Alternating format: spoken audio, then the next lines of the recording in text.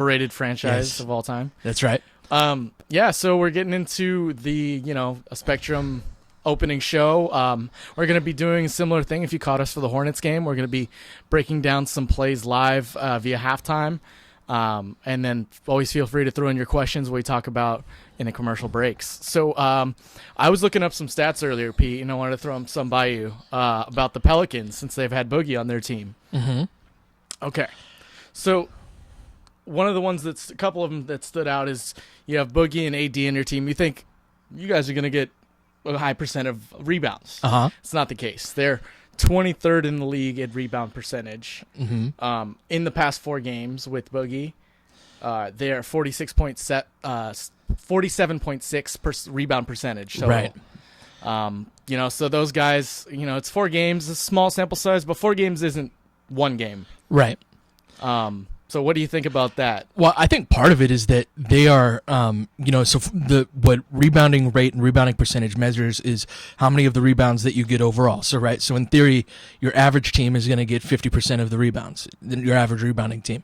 They've been so bad on offense that, they have a lot more defensive rebounds available for the other teams, and that's usually a 75-25 advantage in favor of the defense, or somewhere around there in terms of how many rebounds you get on one end or the other. Right, that's the league average, you'd say, right? Right, yeah. That is about 75-25. I think the Lakers are like 73% defensive rebound. And that sounds about right. Yeah. So yeah, a big part of it is that their offense hasn't been particularly good. They've got Davis and Cousins taking, the other day in their first or second game together, they used 89% of the team's overall possessions, and that was the highest numbers that anyone had done since 2001.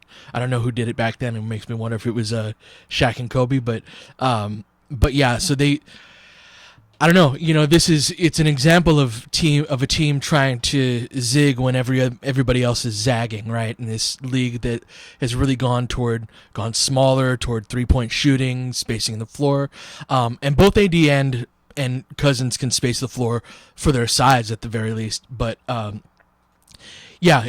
far not so good on their end. I know Holiday's been really bad in the few games, but one of my I'm not a fan personally of high usage bigs in most cases, and the reason for that. Are you a fan of 2 high usage bigs? It's a different question. That's fair.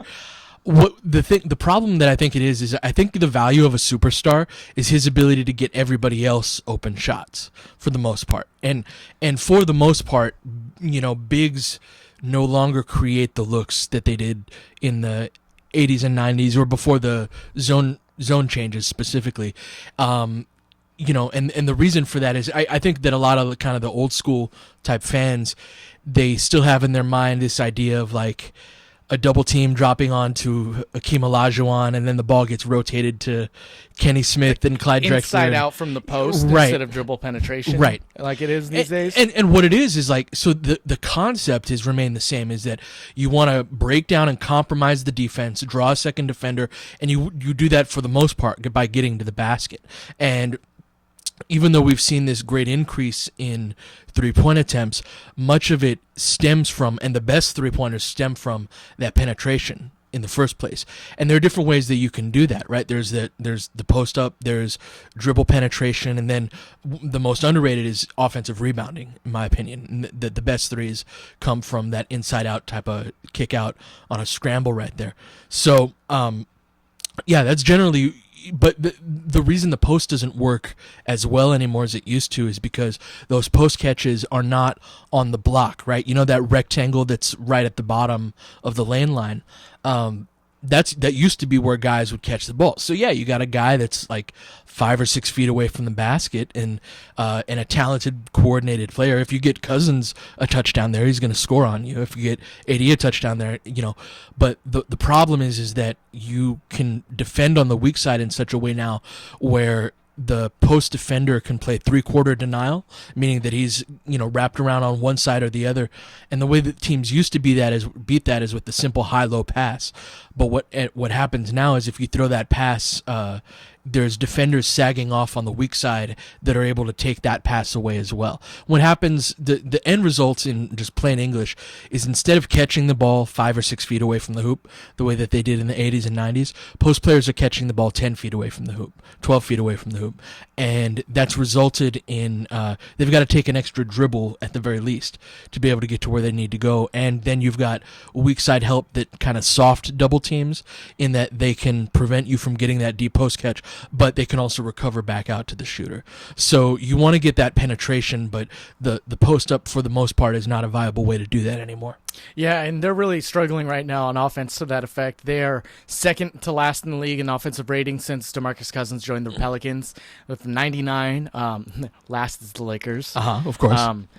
And then they're also I looked earlier today before the Warriors game finished, but the Warriors were last in the league in the last 4 games in effective field goal percentage. Now it's the Pelicans. 47.7 effective field goal percentage the last 4 games. They're struggling. They're not a particularly deep team to begin with. Right. And then when you trade 3, playable rotational type guys, Yep. You're going to be even less deep. And yeah, sure, you might have 2 of the top 10 to 15 players in the league on your team now, but they don't have that balance yet. Sure. I think people expected them to push for the 8th seed. I don't really see it. Yeah, and they've got to figure out how to play together too, Yeah. right? And that's been tough for them as well. So yeah, moral of the story is I'm expecting a pretty sloppy, ugly game with the Sure. state of these 2 teams. And- They're bottom 5 in a lot of categories. But on the flip side of things, like the Lakers are. So the Lakers are tanking about as much as you can expect a team. Like, you're not going to tell Luke Walton or the players, like, lose on purpose. That's not how it works. But what you do is you sit, for as bad as guys like Mozgov and Dang have been this year, they're pros, they're rotational quality players at the very least, and you're sitting them for really young guys that don't know what they're doing. If you look at the rotation right now, the second most experienced guy in the rotation right now is Jordan Clarkson. You've got Nick Young is really the only veteran that's getting minutes right now, and then Jordan Clarkson is the second most experienced guy. And then you've got, like a David Nwaba. He's inexperienced, right? Yep. And he's been. I've loved watching him. I've loved his energy level and his perimeter defense, and just kind of. I think there may be a place for him on the team going forward. Yeah. But you've just got all these really young, inexperienced guys that have never played together. Really, Yep. in many instances. David Nwaba's on the budding NBA player back to back. Played in Friday, got recalled and played for the Defenders last Right. night, and then they called him back up today for tonight's game. Sure. So yeah, it looks like we just got starting lineups in for New Orleans. It's going to be Drew Holiday, Hollis Thompson, who is a new acquire for them, Solomon Hill, Anthony Davis, and DeMarcus Cousins. Yeah. And same, Russell, Young, Ingram, Randall, Black lineup for us. For sure.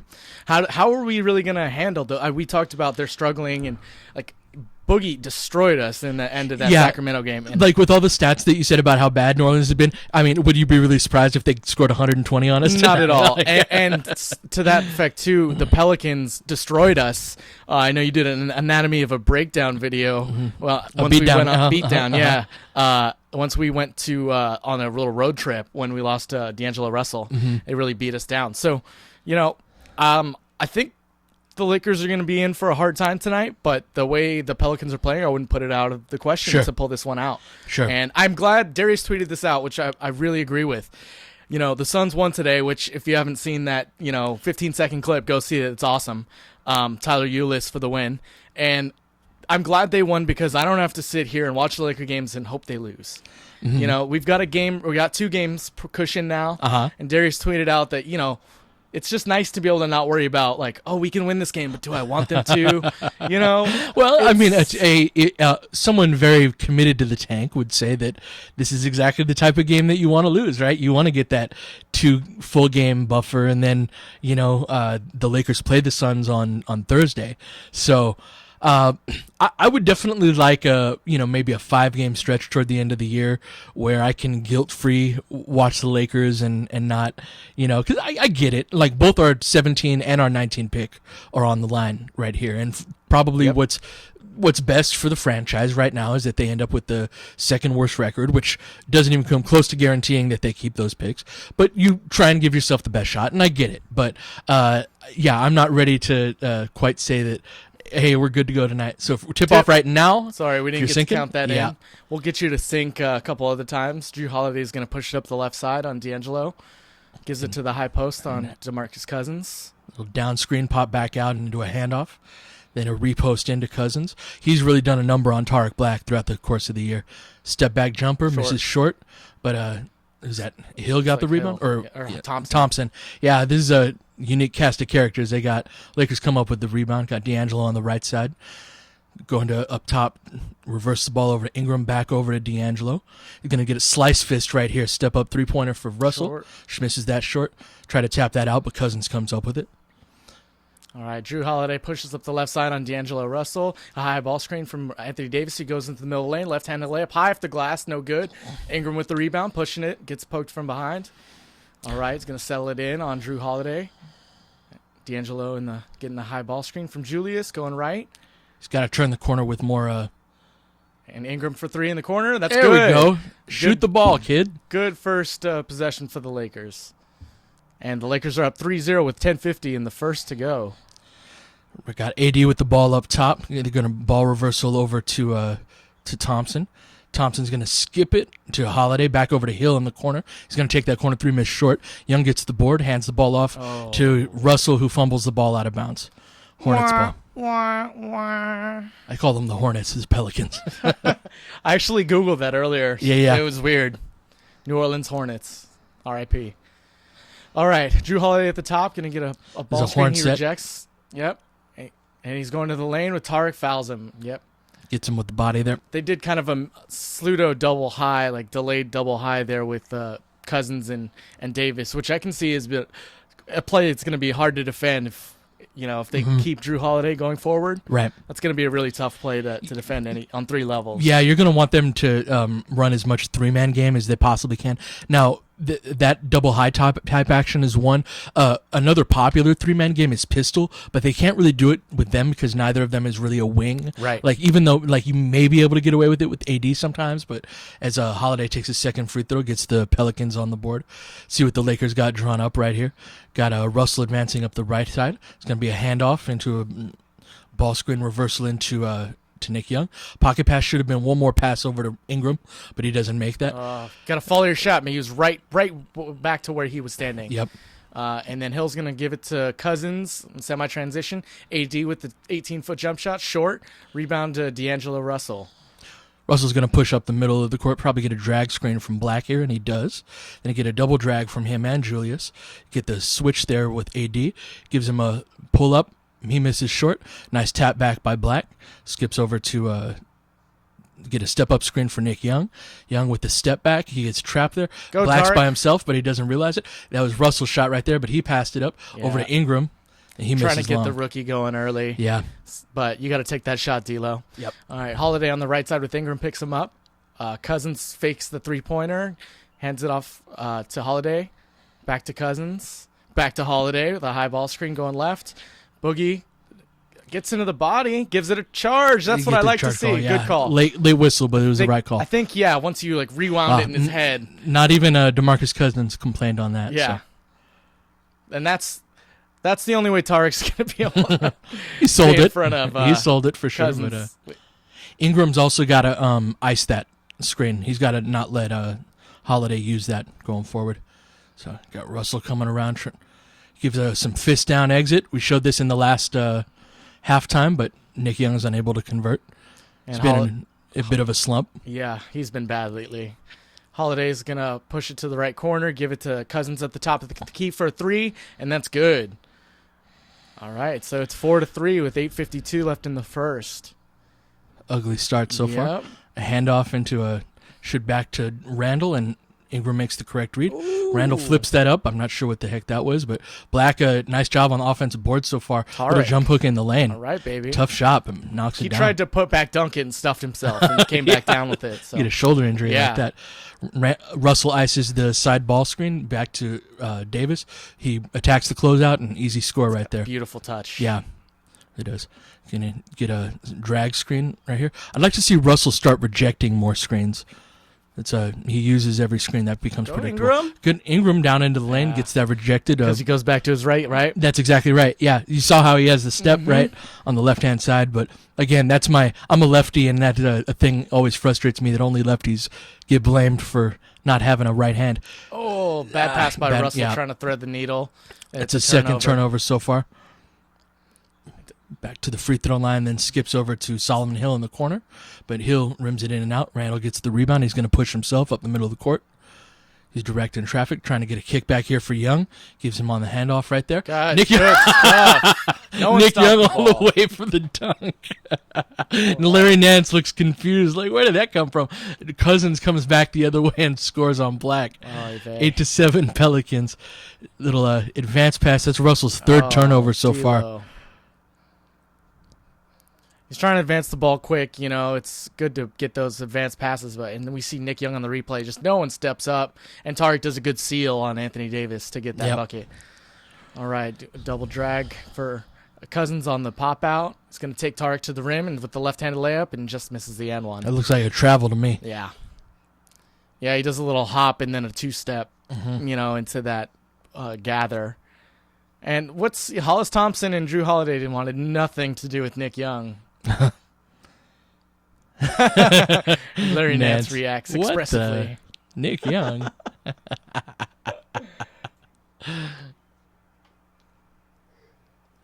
All right, Cousins shoots the free throw and he's short. That's 8-7. Pelicans lead. And Tariq already with the 2 fouls. Hey, we got a Mozgov sighting. Yeah, it's out of the corner of the eye on the camera. And DeMarcus Cousins is going to shoot his second free throw right now if you're sinking. And he makes that. It's going to be a 9-7 lead. Ingram brings the ball up the right side of the floor. Screen from D'Lo. This is a pistol variation right here. They iced that. Oh, know your personnel, buddy. Yep. That was a poor decision by Ingram right there. Too many turnovers by the Lakers early on right here. Pelicans have the ball. Holiday kicks out to Cousins at the top of the key into Anthony Davis.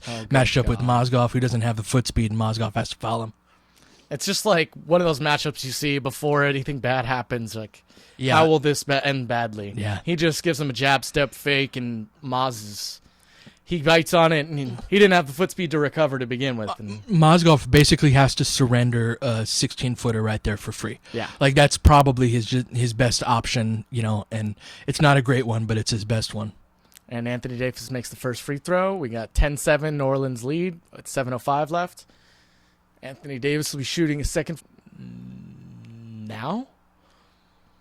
And that rims in and out, but Cousins gets the rebound over Mozgov. He's going to hold it and kick it back out to Holiday.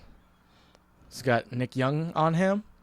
They're going to post up Anthony Davis on Julius Randle with a fadeaway 15-footer. That's off the back rim, and Mozgov secures the rebound. Gives it to Young. He's going to push up the ball to court to Ingram. Take that. I want to see him take those when he's got some separation. Just gather himself. That was something, I did the little kind of tweet storm on him the other day, and Luke actually said this on, right? Luke said this on Bill Simmons' podcast, right? Is that teams are closing out short to Ingram because they're not worried about him as a shooter, and that's something that needs to change. Right, that'll open up a whole new world for him. Got D'Lo with the ball, some 2-man game, good skip pass to Randall, good pump fake, attacks the close up, gets a layup. See, when they close out on him, he's got that same thing, right? It's a way of a team full of guys who can attack closeouts. Right, they just can't shoot. Yeah. So, the only guy who can shoot off of the ball is Nick Young, and he can attack a closeout particularly well. So yeah, nice pocket pass to Anthony Davis, who gets hip checked by Maz on his way to the lane. That's going to be 2 quick fouls on Mozgov. Get your money's worth, I guess, buddy. Yeah, I mean, if he fouls out, he'll.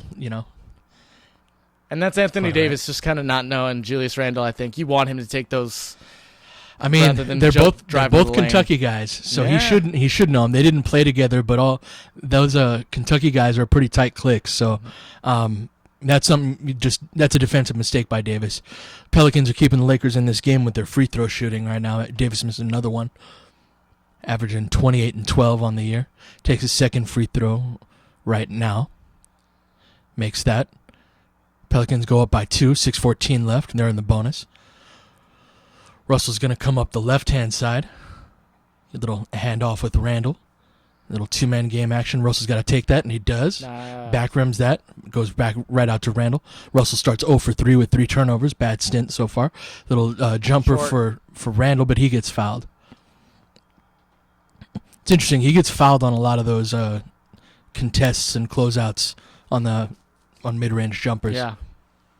We go to our first commercial break. Lakers down 2 with Ingram going to the line. 11-9. 5:57 left in the first. All right, so I didn't even have a chance to see any of the Boston game. I'm not going to lie. I was working. But why don't you talk to me a little bit about, what you saw in that game, I guess. I know it was an ugly one. I heard it didn't miss much. But, Luke was talking a lot about the effort and kind of getting embarrassed, having dudes throw off the backboard dunks, Mm-hmm. What did the feeling? Was it as low as it seemed on Lakers Twitter? Yeah, it was a very checked out performance by several guys, and they actually started out okay. The first 8 minutes or so, I thought they played pretty well, and Boston they didn't defend the 3-point line particularly well, but it was more, they were trapping, and, Boston was picking and popping and making those shots was fine. And that's really what we want, right, is that we understand the guys that they're trotting out there and the guys that they're getting big minutes to, they're going to take their lumps, but we want to see them compete on a game-to-game basis. But after that first stretch, and then the bench came in, and they were really, really bad. And then the starters came back in the second, and they were even worse, and that carried over into the third quarter. And the starters were so lethargic that they all got pulled with 8:50 left in the third quarter.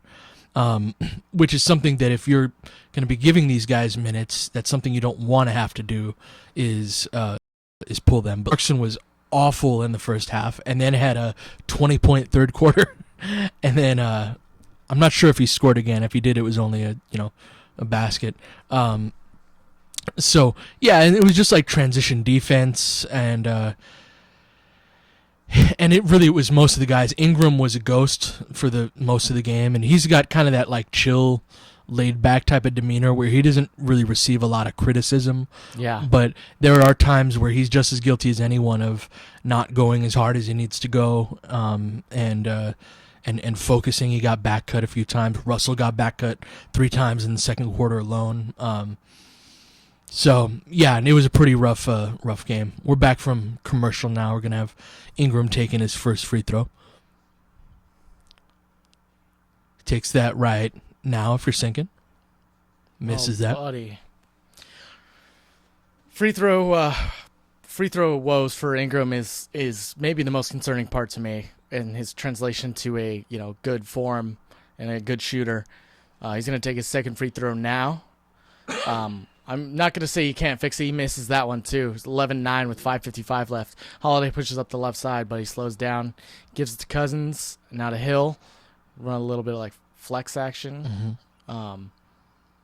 Now a high ball screen for Holiday and AD. Handoff sloppy.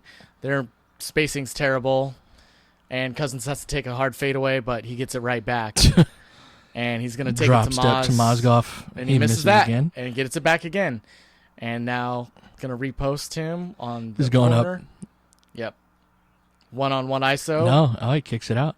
Kicks it out to Holiday for the 16-foot jumper, and that's short. Good contest by Ingram right there.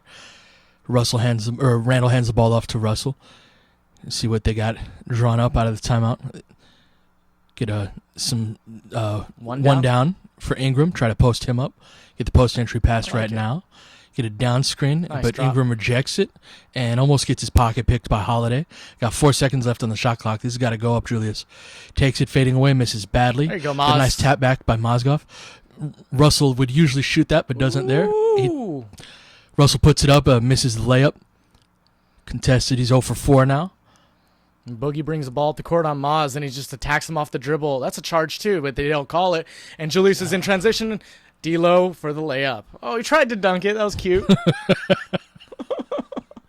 Good to see the ball go through the basket when you start out struggling. And then this is not even basketball. Solomon What the Hill hell is that? sidesteps Maz and misses a layup. What just happened?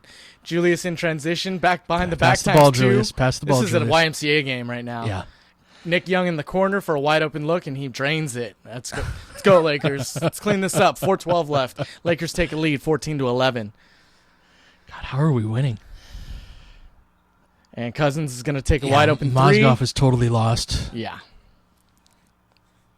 That's his second three in 8 minutes. 9.7 rebounds, almost double territory. And that's something that, Mozgov, he basically has to give that shot up, even though, I wanted him to close out harder on that, get some zip thunder right here. Pick and pop or not pick and pop, but they get the mid-range jumper for Mozgov right there. That's designed to get him that shot. Got Holiday with the ball defended by Nick Young. Nick Young, Holiday almost finished that. Nick Young gave that up way too easily.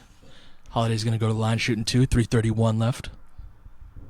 So, I just want to briefly touch on this. Maybe we can talk about it in the commercial break, but I know depending on how the cards lay out, see Nick Young celebrate. Depending on how the cards lay out this summer, I know Drew Holiday is a player that you'd be interested in signing to some degree. I'm a fan of his game. He's a point guard, but he doesn't have to dominate the ball. He's a good shooter, really good defender. That's something that for me, shooting and defense are the two things that I tweeted out in frustration the other day about, the Lakers have two guys on their team as the second free throw goes up. Two guys on their team that can shoot the ball relatively well for their position, and that's D'Angelo and Nick Young. And everybody else is below average, even relative to their position.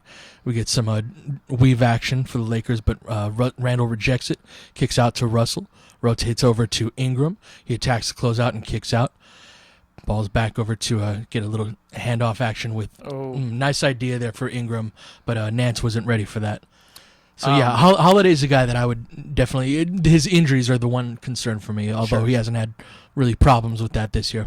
And now it looks like the Pelicans will probably give him a big contract because they're in need of guards. As Holiday pushes on, D'Angelo on the left side gets a wide-open left-hand layup. Yeah, and D'Angelo and Nance are arguing with each other about – Russell's trying to ice that screen right there, and Nance is out of position. I'll rewind that on the next timeout to see missed a couple of open passes right there to Russell, but off of pistol. Good skip pass. There it is again. He attacks the closeout, shoots a little floater and drains that. Ties the game up at 18 with 2:36 left. So Russell's trying to get on the same page here with Nance, and he does ice that, and Nance is in position this time. And Ingram's late on the tag right there, though, so the Lakers are scrambling. Leads to what would have been a wide open for three for Holiday, and it gets the ball over to Etuan Moore, and he attacks the closeout by Russell, gets the layup right there. There needs to be better rim protection on the back line. I don't know if that was Randall or Nance, but that's your five's responsibility to take that away. We got some ugly basketball here, folks. A 2:08 This left. is a really in the first, bad game, 20-18 Pelican lead. High ball screen, and D'Angelo takes the three going right, and he misses. Nance with the rebound, put back, no. Oh, come on. Rebound to Etuan Moore. And Moore pushes up, get a step-up screen by Davis. Little step-back move on the closeout, good closeout by Russell. Lakers foul Davis on the rebound attempt. They'll be shooting 2. So we get a timeout with 1:51 left. Lakers down 2 with Anthony Davis going to line 20-18. So, Pete, Ian asks, with respect to the synergy numbers, what kind of defensive numbers should we expect for a basically average, below average, six-man guard like Clarkson?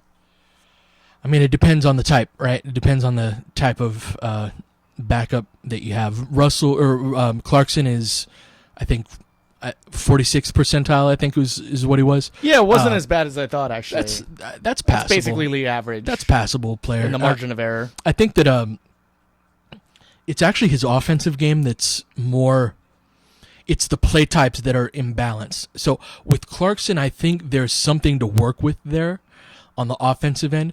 But unless you're at the very elite level of shooting the ball off of the pick and roll, it's not a particularly efficient play type. And it's kind of like if the defense can force the initial ball handler to take the shot and it's not a layup, they've done their job on the pick and roll, and they've taken away, the first options off of that.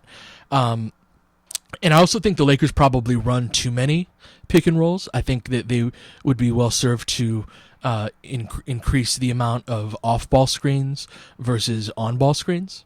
So I like how Michael put it in simply. He runs the most plays in the type of play that he's least efficient at.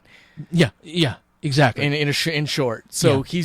what he's least efficient at, he does the most. Yeah. And I know you want to see him come off ball screens a little bit more, And curl off those. But honestly, that's Russell too. Russell uses that same play type, but to me, it's partly Clarkson, but it's also the construction of the roster, right? Where if you're with the way that pick and roll works, you got to tag the roll man, and it's either the roll man or the skip pass that are going to be open most of the time. Well, if the skip pass is to Julius Randle, then you're going to tag the roll man hard and tell Randle to. And that's why you see Randall get a lot of open 17-foot type opportunities. And he's made them at like a 44% clip this year. But that is a win for the defense. That's, just below 0.9 points per possession. And your average play is going to get you like 1.04. So that sounds like these minute differences, but an average NBA game is almost 100 possessions. So it's really like the difference. It's like a 104 to 90 is the way you think about that over the course of the game. That's a blowout win. Yep. And so the Lakers are going to continue to take a lot of shots as we come back from the break. They're going to continue to take a lot of shots by the guard because, as Anthony did right now, if you're sinking, misses. They're going to continue to take a lot of those until we get guys who can space the floor better. And Clarkson crosses half court. It's going to get Iverson cut, and a little handoff from Nance. Clarkson's going to over dribble. Another handoff. Nothing's doing. Goes to the right for a ball screen. Skip. Yep. And he forces a mid-range jumper when he should have passed it. And Drew Holiday's going to push the tempo. Give it to AD in the middle of the floor. Little ball screen. Ingram's on Holiday. Lob gets deflected. Kicks it out to Etuan Moore in the corner, and that's going down. It's going to be 24-18 with 1:14 left in the first. Got Russell coming up the left-hand side. See direct and drive, get a double down screen for Clarkson. Clarkson curls it beautifully. They get an offensive foul on Nance right there. Damn. Gonna have Corey Brewer coming in.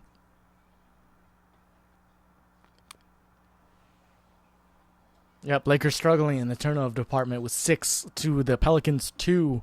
That's what this 6-point lead has come down to in fouls. That's what it seems like. Mm-hmm. Lakers going a little small right now. Tim Frazier in the game, defended by Clarkson up top.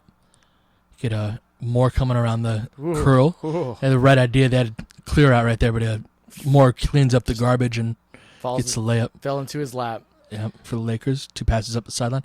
Going to quick post up for Russell on Frazier. You should kick this out. A little bit off target, so Clarkson's not able to do that. Ingrid good at, but he misses the layup. Wanted the call, but nothing doing. Hill comes up. Yeah, good no call right there. Hill comes up the wing, kicks over to the corner to Frazier, defended by Clarkson. Kicks that out to Hill. Ingram. Nice closeout by Ingram right there. Forces a travel.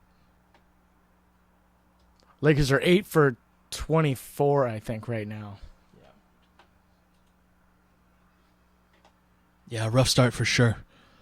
Good to see Ingram have 4 shot attempts at least. I was mad at the 2 shot attempts against Boston the other day, both of which came in the fourth quarter in total garbage time. I saw that stat. I was like, that's just weird. Yeah. All right, so they're going to run it out to get as close as the last shot as they can. They want Clarkson on Frazier one-on-one. And when he clears out the lane, gets fouled. They have a foul to give. Yep. So Lakers should get the last shot here. Yep. Or is it free throws? They didn't put up a game clock. Looks like it's free throws. Okay. Maybe they said he was in the act of shooting on the trip. Yep. And Clarkson's going to take his first free throw right now. And he makes it. 26-19.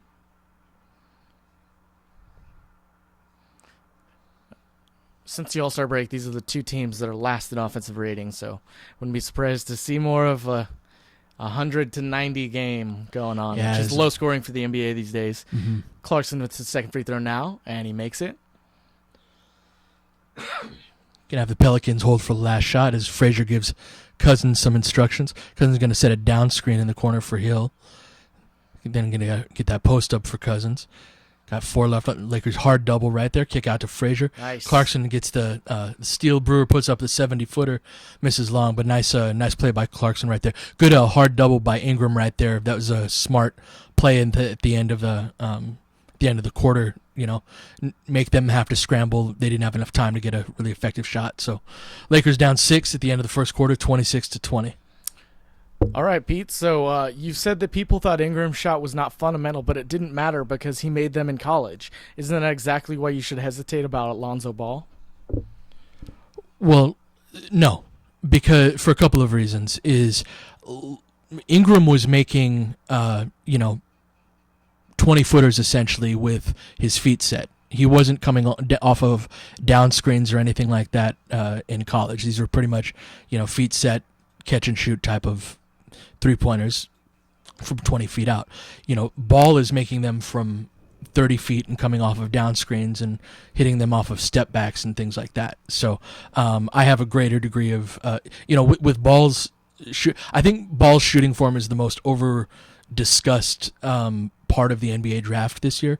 I think it's people are really making way too much of it. I think people should be talking more about his pick and roll skills than his shooting form. That's a much bigger issue for me. And really that's where I think his shooting form is going to come into play the most, right? Like the problem with Ingram's shooting stroke and his form is not that it's unusual. The problem is that the way he brings it up and how he sets it to the side of his head is easy to contest. So Balls is like one of the weirdest jumpers I've ever seen, but he doesn't stop at the side of his head, and his where he's releasing it's one fluid stroke that's being released in what's close to a normal spot in terms of at least vertically above his head. How he gets to it is really bizarre, but is it really any different than? So he's a righty who brings the ball up his left-hand side most of the way, right? And it makes like a backwards ass kind of yeah to get it up. Sure, and I guess what my question is why is it easier to contest that coming up his left-hand side than it would be coming up his right-hand side? I mean, maybe there's just something I'm missing, and maybe a shot coach would be able to explain that different. Like, I can explain why Ingram's shot is easier to contest and why he has a harder time getting that up. But the ball going up the left side, as unusual as that is for a righty, I don't know if that really makes much of a difference in the grand scheme of things in terms of its contestability. We're back inbounded to start the second quarter. Tyler Ennis is in the game. He's bringing up the ball to the left side on Tim Frazier. Going to get a high ball screen from Nance, and kicks it out to Clarkson, who's going to screen from Mozgov. He's getting more minutes. Looks like no Zoo this game, maybe. I don't see Zubats on the bench, actually. And then he's going to give it to Brewer. He's going to reject the screen and take a tough 17-foot jump shot and make it. Corey Brewer, very nice. All right, so we're going to get pistol going on right here for the Pelicans. Cousins tries the butt screen but doesn't make contact. Gets a Mozgov off the dribble, misses a little running hook. Nance collects the rebound, outlets over to Ennis. Cross-court pass to Jordan Clarkson. Has Mozgov, but doesn't see him. Pulls up on a contested bad shot right there. Contested pull-up jumper. Got a Frazier with the ball crossing half court.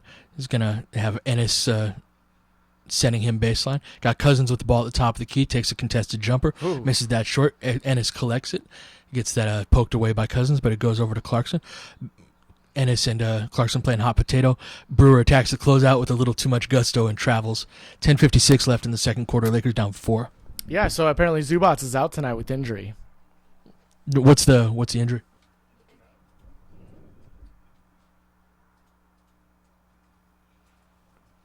Had Cousins with the ball, rotated over to Etwan Moore. He's going to reject the screen, but Lakers are icing that, so it's right into the defense. Good job right there. They haven't been executing those well. Get Moore coming off of a curl, and that's too easy, but he misses the easy shot right there. That was Mozgov's responsibility to hedge. Got Ennis crossing a half court. Get a quick post into Clarkson. Going to have a skip pass out to Ennis, and he's by himself. Didn't want to take it. Oh, banks Lord. It in. Missed it so bad he banked it in, as Chick used to say. 26-25 with 10:20 left in the second. We got a high ball screen with Dante Cunningham and Tim Frazier. And switched on to Nance. Tim Frazier penetrates off the back rim, rims out. Ennis with the rebound. And he corrals it. Brewer up the left side, pushing tempo. But a little handoff for Clarkson and the runner. Nice dump off to Mozgov. That's a nice read right there. Lakers take the lead. Yeah. Lakers take the lead. 27-26 with 9:55 left. 9-0 run for the Lakers last 3 minutes. A nice play by Clarkson avoiding the charge right there, which is what they were trying to take. So just barely avoided it, but did. Trying to set down screens to free up Shooter, but eventually they're just going to clear out a side for Cousins. And again, this is very old school type basketball. 2 on one side, 3 on the other. Definitely nice defense by Mozgov right there. Just good verticality. I think Cousins was kind of like lost his balance a bit and hesitated. And Moz is good with the verticality. Yeah, very nice. Clarkson goes up for the shot, sees Mozgov, and dumps it off. That's what you like to see. Is he's had too much tunnel vision this season. Yeah. And Cousins tried to take the charge, and it didn't work. Yeah, he walked under him after it was already. Skip pass from Cousins over to Dante Cunningham in the corner. Back rims the corner 3. Brewer gets the rebound. He's always in attack mode. Attacking the middle, but Mozgov runs into his lane. Nice dump off pass, though. Lakers get the ball. It wasn't pretty, but I like Brewer getting that coast-to-coast rebound, pushing tempo. No, that's his strength if he has one. I would have liked to see Mozgov read that and trail behind Brewer for the rebound follow, as opposed to like running right into his lane right there. So Brewer was a guy that I've said now he's not really a rotational NBA player, but he was a guy I really liked at Florida, and I liked just he plays hard. He's a really good defender when he's him and the Noah Horford combo. Like that's a tough team in the NBA, let alone the NCAA. Defensively, that's like a wing and a couple big dudes are they could push defend for sure. They could really defend. So so Zoo's out with a quad contusion. Doesn't look to be serious. Probably just giving him some rest. Yeah, might as well. And with the front court depth that the Cousins AD have, that he can have one of those guys on the court the whole time. Yeah, and you don't want him banging with DeMarcus Cousins with a thigh, exactly, quad contusion.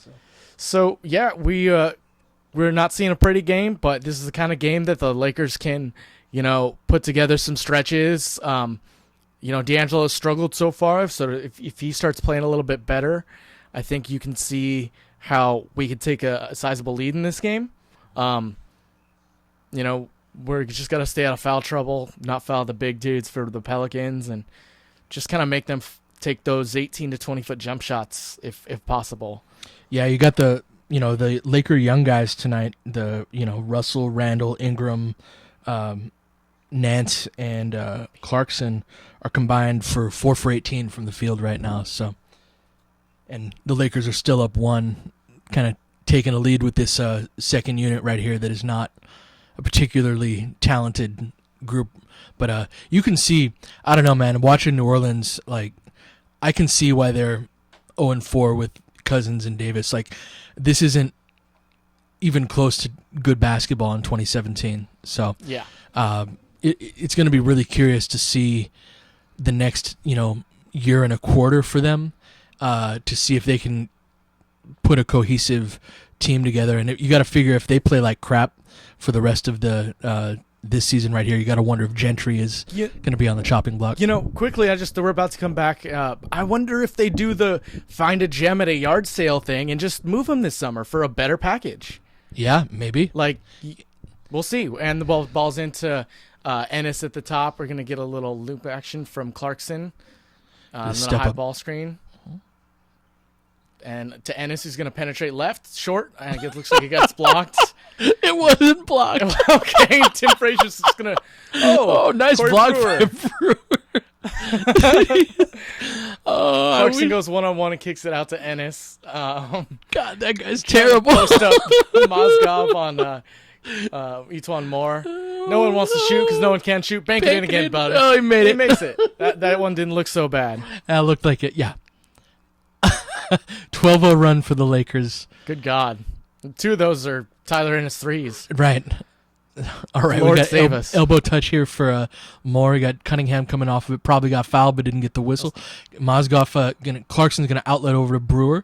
Again, those are their sideline fast break principles. Travel. Little drop step where Brewer travels, but they're not calling traveling tonight. A 14-0 run for the Lakers now. Feels like a summer game, summer league game. It really does. It really does. Gentry, very disgusted. Alvin Gentry calls timeout. So Wells Fargo is asking, I think he just joined us, but how D'Lo's defense has been looking up for you tonight. I don't think he's played particularly well on the defensive end. He got beaten, I think. No, okay. He, more than any other guard, is not on the same page with the bigs. This is something that if I had a chance to interview these guys, and hopefully at some point I'll be able to, you see Russell arguing with his bigs about him trying to ice a screen more often than anyone. In most cases, judging by the tape, Russell's the one who's correct in doing that, and a lot of the times where he gets quote unquote blown by, you'll see him arguing with his big, where like, hey, I'm supposed to not let him use the screen, and you're supposed to be in contain. I know that that's the conversation that's being had. What I wonder is usually it's most coaches will have the big call out ice, ice, ice, or black, black, black. If you ever sit close enough to a game, or if you ever get to go to Summer League, you'll be able to get close enough to you'll hear ice or black called all the time. Black is just another NBA term for ice. It means the same thing. And it's on those side pick and rolls, not letting them use it.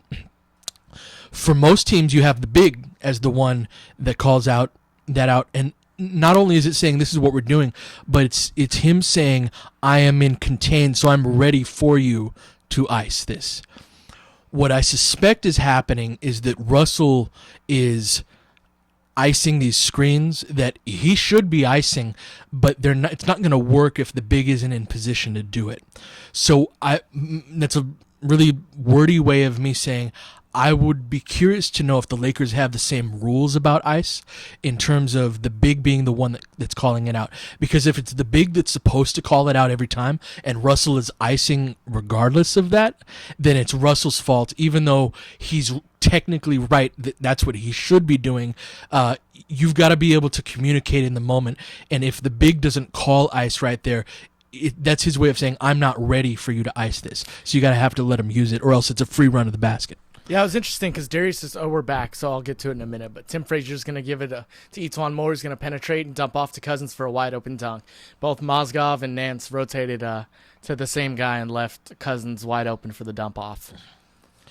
Got Ennis coming up the right side, and pistol. Got Clarkson curling around. I like him off of this action. Kick out to Ennis. I'd like to see him take that shot. Mid-range jumper from Mozgov, though. He makes that. Mozzie Bear. Lakers up 6. That's crazy. Cousins kicks out to Mozgov. Frazier for 3. Sorry to interrupt. That was my bad. At the top of the key. 7:32 left in the second. 34-31. Laker lead. Pelicans are 2 for 10 in the quarter. Got a high ball screen. Brewer going left. Nance late. Nice. That was a touchdown catch. He just got a touchdown over the quarterback. Odell Beckham, Des Bryant type of catch right there. That was a nice catch. Brewer dumps it off over the top and gets a layup. Deflection by Ennis. Nice. Okay, let's see what you got, Mozgov. Leading the point, and Clarkson gets undercut. It's a dangerous play right there. Yeah, that's something you get in a fight over at the park, man. Yeah, exactly. But Frazier's just I've watched some of him. He's just that dude that doesn't quit. That's why he's in the league. He's not. It wasn't. I think he lost his footing as well. I don't think he meant to do that. Jump to contest and just kind of clips his back feet. Yeah. And Clarkson doesn't mind too much. I think Frazier said something to him, and Clarkson was like, yeah, I'm all right. Yeah. And Clarkson takes his free throw and makes it. The Lakers push their lead to 6. What in the world? Anyway, what I was going to say earlier is it's interesting because I saw Darius tweeted that hard to know who made the mistake without knowing how it was supposed to be played. On the next play, you see D'Angelo played it the same way, and so did Nance. Yeah, exactly. On that ice miss. So it's hard to know who's at fault. Yeah, I'll get to that when we get the next dead ball here. We got I think that's Holiday with the ball right there. Yeah, it is. Running more around some stagger screens on the baseline. Kicks ball back out to Holiday. Lakers defending this well. Post touch for Cousins. He's going to go to work on Mozgov. This is way short. Airballs that. Clarkson's going to rebound and semi-transition, give it to Brewer, who penetrates, tries to dump it off to Maz, but he didn't know what was going on. Yeah. That was a bad play by Brewer right there. Yeah, definitely. Ball's quickly back inbounded. Got Pelicans pushing up the left-hand side. Handoff is rejected on the pistol. Cousins just going to take that top of the... Yep, and knocks that down. Again, that's something that Mozgov isn't really equipped to deal with. So, going to hand the ball off. A lot of pistol action being run by both teams right now. So, not necessarily with the best personnel to do it either. Travel, but that's okay. And Clarkson jumps off the wrong foot and gets a 8-foot layup. Etuan Moore pushes on the right side on Corey Brewer, but nothing's doing. Back at the top for Cousins, but Maz closes out a little bit higher. So Cousins takes it to the lane. Maz goes down. Yeah. And Cousins 6 finishes. minutes left in the second. Lakers up 4. Lakers have 20 points already in this quarter. Again, this is just early offense type action. Brewer's going to attack. Oh, Lord. Nance blocked. gets knocked away. It was surrounded by Pelicans right there. Oh, good God. Oh, my goodness. Just play some basketball. cue the bloopers me Yakety music. sacks, right? Step up screen, I guess. Rejected. Cousins trying to Back get to that Holiday. three again. Defended by Nance. And Get a Clarkson's on mismatch. Cousins. Yeah. They send 3 at him, which you never do. You never want 3 on the ball. It doesn't matter. And Etuan Moore drains the 3. And Luke's going to want a timeout, it looks like. This has been... I don't know why. I get we're trying to, get some guys minutes, but Tyler Ennis, can we just not? Can we not? Can we just give JC and run a little bit, even Dang at the 2? He's not a 2, but geez, good God. Like, he's going to do more than Tyler Ennis will with the Tyler Ennis JC backcourt. Yeah. I'm not gonna be too upset about that. With what Darius said about hard to know, and then how it was different on those 2 different possessions in terms of how Russell and Nance defended that pick and roll. Is it's supposed to be ice, right? But if the big isn't in position, like if the big isn't in position and the guard ices, but the big doesn't, that's when you get the guy like with the wide open lane to the basket. Exactly. Yep. So like. That's what I mean is that like Russell was technically right in his responsibility, but defense in the context of just yourself, like it has to be in context with everybody else. As we see the heels of Etuan Moore right here, did they take that off the board, or it looked like his heels were just up on that? But Russell back into the game.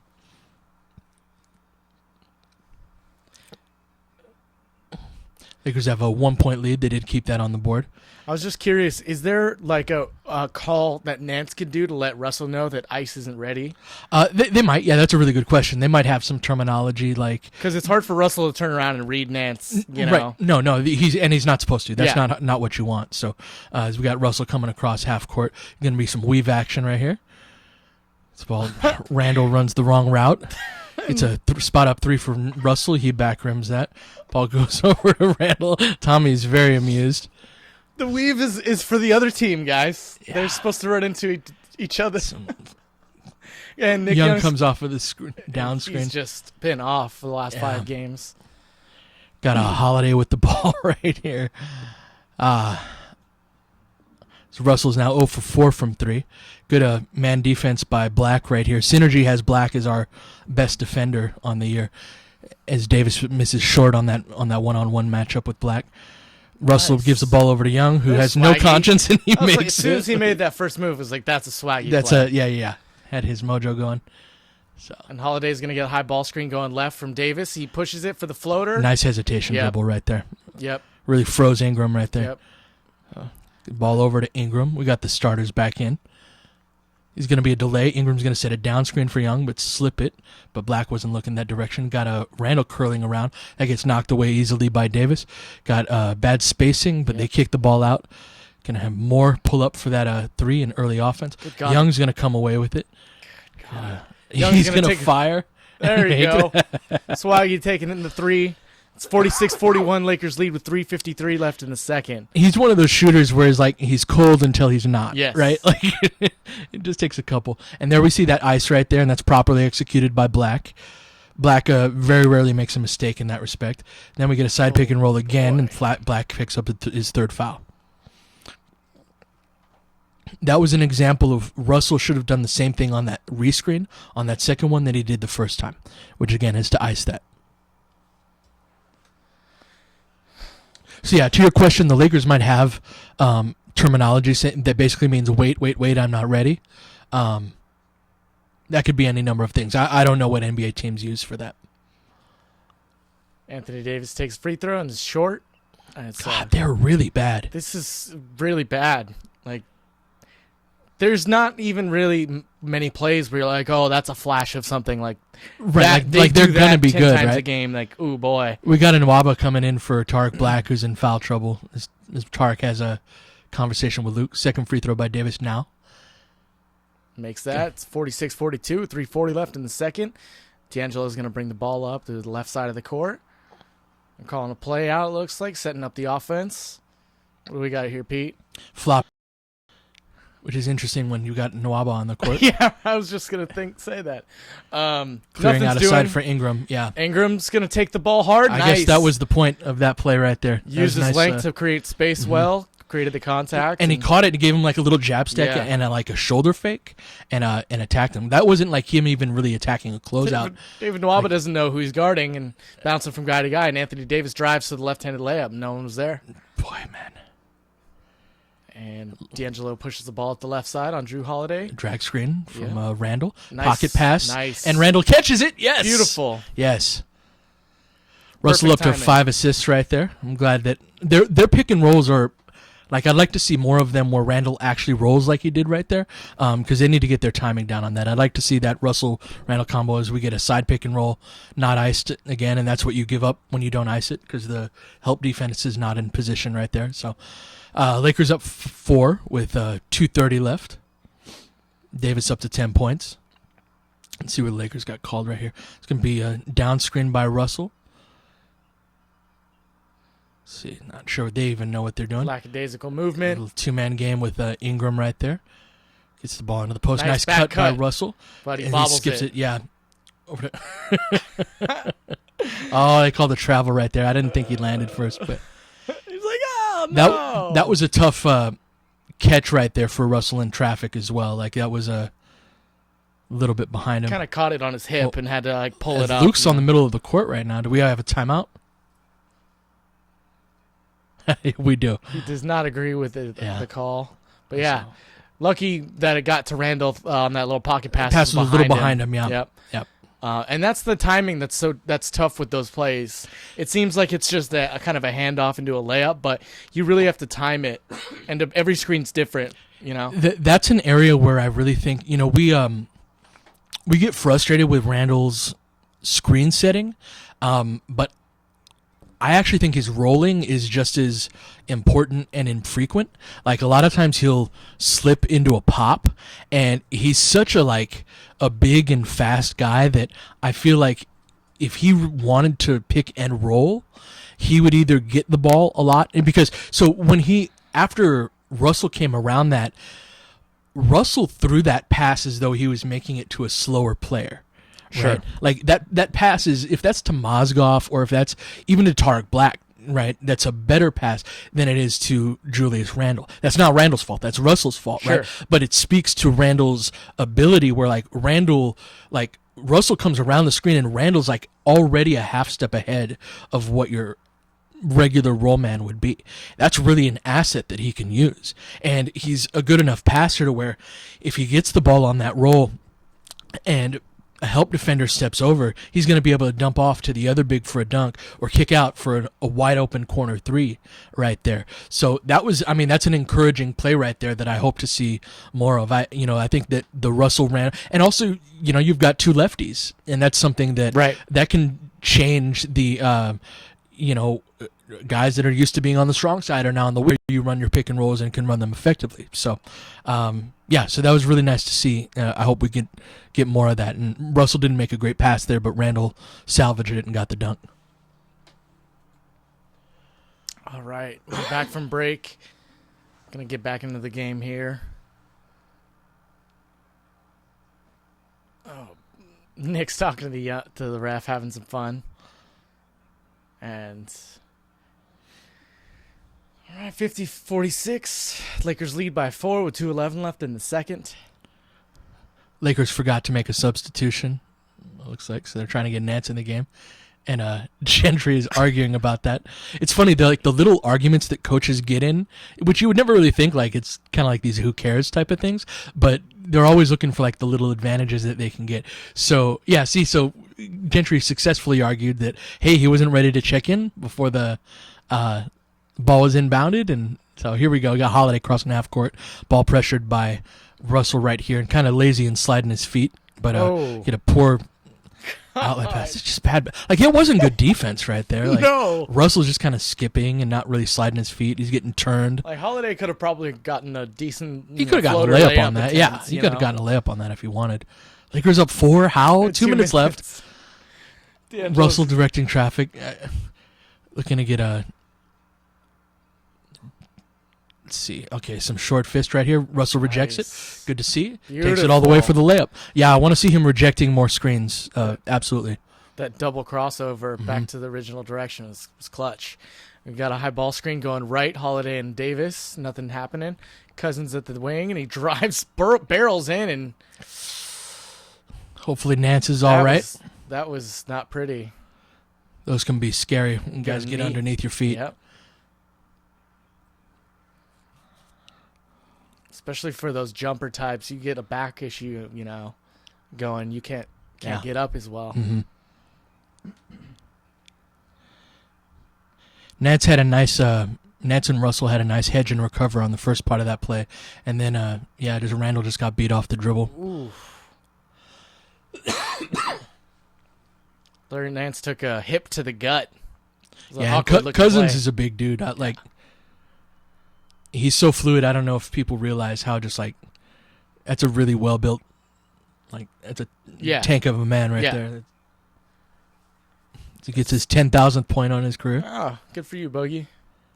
Yeah, partying NOLA later this week. He shoots a second free throw now and makes it. It's a still a 4-point lead with about 1:35 left in the second. Oh my Lord, what a game we got! Going to be the same play again, some of that short fist. Russell uses the screen this time, puts his man in jail. Little mid-range floater, and makes that. Really navigated that expertly. That was a veteran move. Patient, didn't force it, read the right play. Good stuff, D-Lo. He's going to ice it. Gets crossed over. Nice little pocket pass to Anthony Davis going left, but he misses the right-hand layup, and Nick Young gets it, pushing the ball. Gives it to D'Angelo, getting back to the middle of the court. Going to slow down and set up a play. You're going to run the same play, I bet. Yeah. But they got Nance setting it this time. Good ball pressure by Holiday. Kind of blows up the high pick and roll and pokes that away. Gets the ball over to Ingram. Ingram attacks the aggressive defense. Nice cut from Young. That gets knocked away, though. Again, he's not that great around the basket. Ball gets dumped off to Holiday for a pull-up 3. Misses that back rim. Good tap out by Ingram. But they call a foul. Keep it here. They just tee up D'Angelo? Get him, young fella. So Russell was trying to box out Anthony Davis right there, and that went about as well as you could hope, it looks like. And then he got teed up. That's usually you use the wrong word when the ref tees you up right there, and Russell's got to stop chasing the ref right here. He's going to get kicked out. Because you can see the ref's a little bit ignited right there. They continue the conversation. AD knocks down the technical. He's going to go back to the free throw line, shooting free throws. Want to watch the replay right here. If they show it. I like it. Yeah, man. Feisty. There's a fine line with that stuff, but, For sure, yeah. But, I mean, with a guy like Russell, like, if Russell were to get kicked out of a game because he was pissed off about something, like, I would be totally okay with that. Like, if there's a concern I have with D'Angelo, it's the opposite end. He needs to warm up the tank. Mm-hmm, yeah. Davis missed his first free throw, taking the second right now. Makes that. Lakers up 4, 44.7 left. Pelicans already with 19 free throw attempts. Yeah. Randall with the ball up top. Gonna get a delay Nice. action. Yes. So that was beautiful. That's a delay, and that's something that you get the ball to the big at the top of the key, and usually the wing is gonna set a down screen for the corner, but the corner guy can come up and set that screen as well. That's what happened right there as Pelicans get an and one. That's what happened right there. But Ingram ended up slipping the back screen. You're going to get this again. Do this, Pete. So yeah, he's going to look to set the back screen and then slip it right into the middle of the paint, and Julius read it. Beautiful. They didn't really show the whole play on a camera right here, but and that's a play that is indicative of a few things, that kind of progressions through their counters, reading the offense or the defense, and cutting where there's space. And it's both guys making the read right there, and cutting into open space for sure. This is going to be the same thing right here, looking for a delay, but they don't run the strong side action there.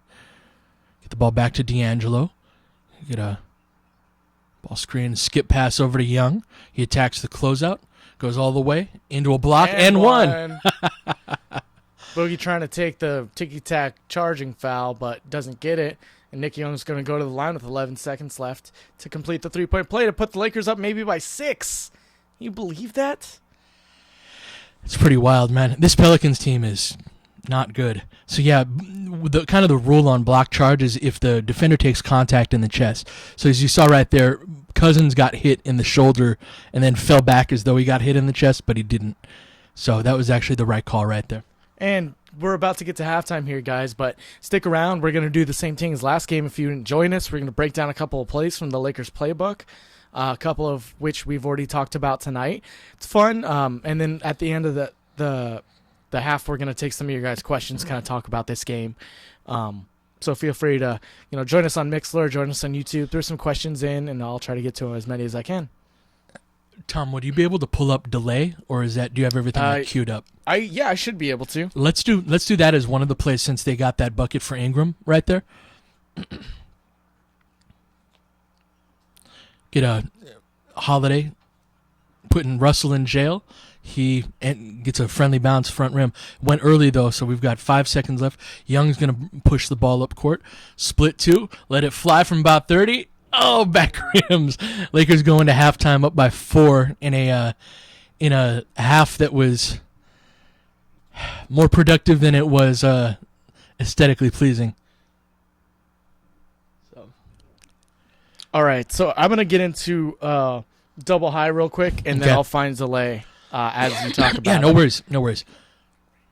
All right, so this is going to be double high, and this is the play I was mentioning earlier with Drew Holiday, DeMarcus Cousins, and Anthony Davis for the Pelicans. Mm-hmm. We run a version of this as well, and many teams do. So check this play out and just kind of talk us through, what we're going to expect here. Sure. So double high is, depending on the coach, this is actually an argument I've gotten in with people.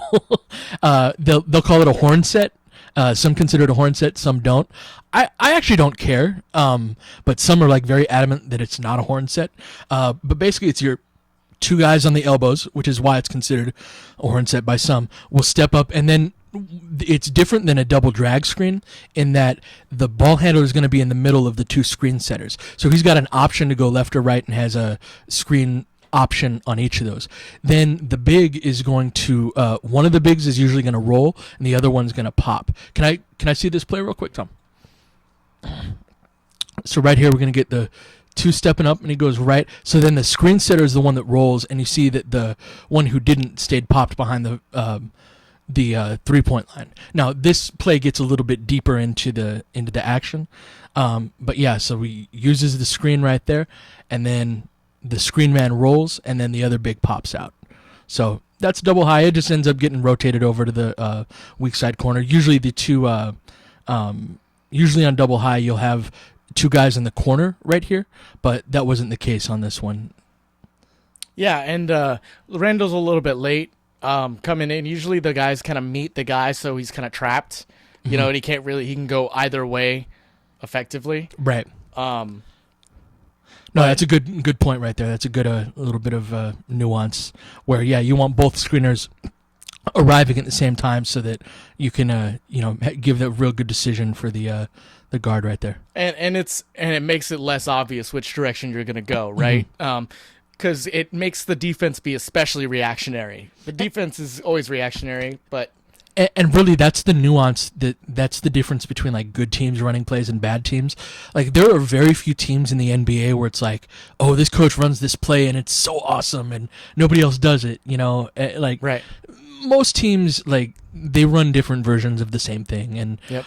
the Clippers, I know the Clippers call for this is 45. If you're ever watching a Clippers game and you'll see Doc Rivers 45, and he'll run that with Blake, CP3, and DeAndre Jordan, and have Jordan rolling hard with Blake popping out and able to make that kind of high-low pass and dumping that down. So that's a version of that three-man game that we saw the Pelicans running, right? When you've got kind of three guys that are, and two of them being bigs that are difficult to cover, and a guard. So you got Holiday, Cousins, Davis. So so that's double high. Okay, cool. I think I found a delay.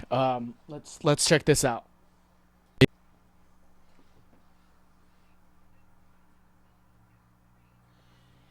Yeah, this is his 4-point play in the first game. This is sort of this is the old one. So basically, you're gonna have and I'm sorry, I'm a little farther away than I normally am. You're gonna have Russell set a down screen for the corner man, and then he's gonna pop back out on that. But basically, a delay is when you've got the ball in the hands of a guy in the middle, and that's usually going to be the trailing big. Then the wing is usually going to set a down screen for the guy in the corner who's going to curl up off of that. And then if he doesn't get the ball, the guy that set the screen initially will pop back up as well. Imagine this play, and instead having the corner man setting the screen, a back screen for the guy on the wing, right? So he sets a screen coming up behind him. Well, that's what Ingram did, and instead of just sitting on that screen right there, he slipped it and cut to the basket. You see how well the floor is spaced in terms of you've got 5 guys behind the three-point line right here. They don't all have to be great shooters in order to run this well. But yeah, the version of delay that the Lakers run that got Ingram that dunk right there was the corner man comes up to set a back screen for the wing and then slips it, and then the guy with the ball up top reads that, hits him for the dunk.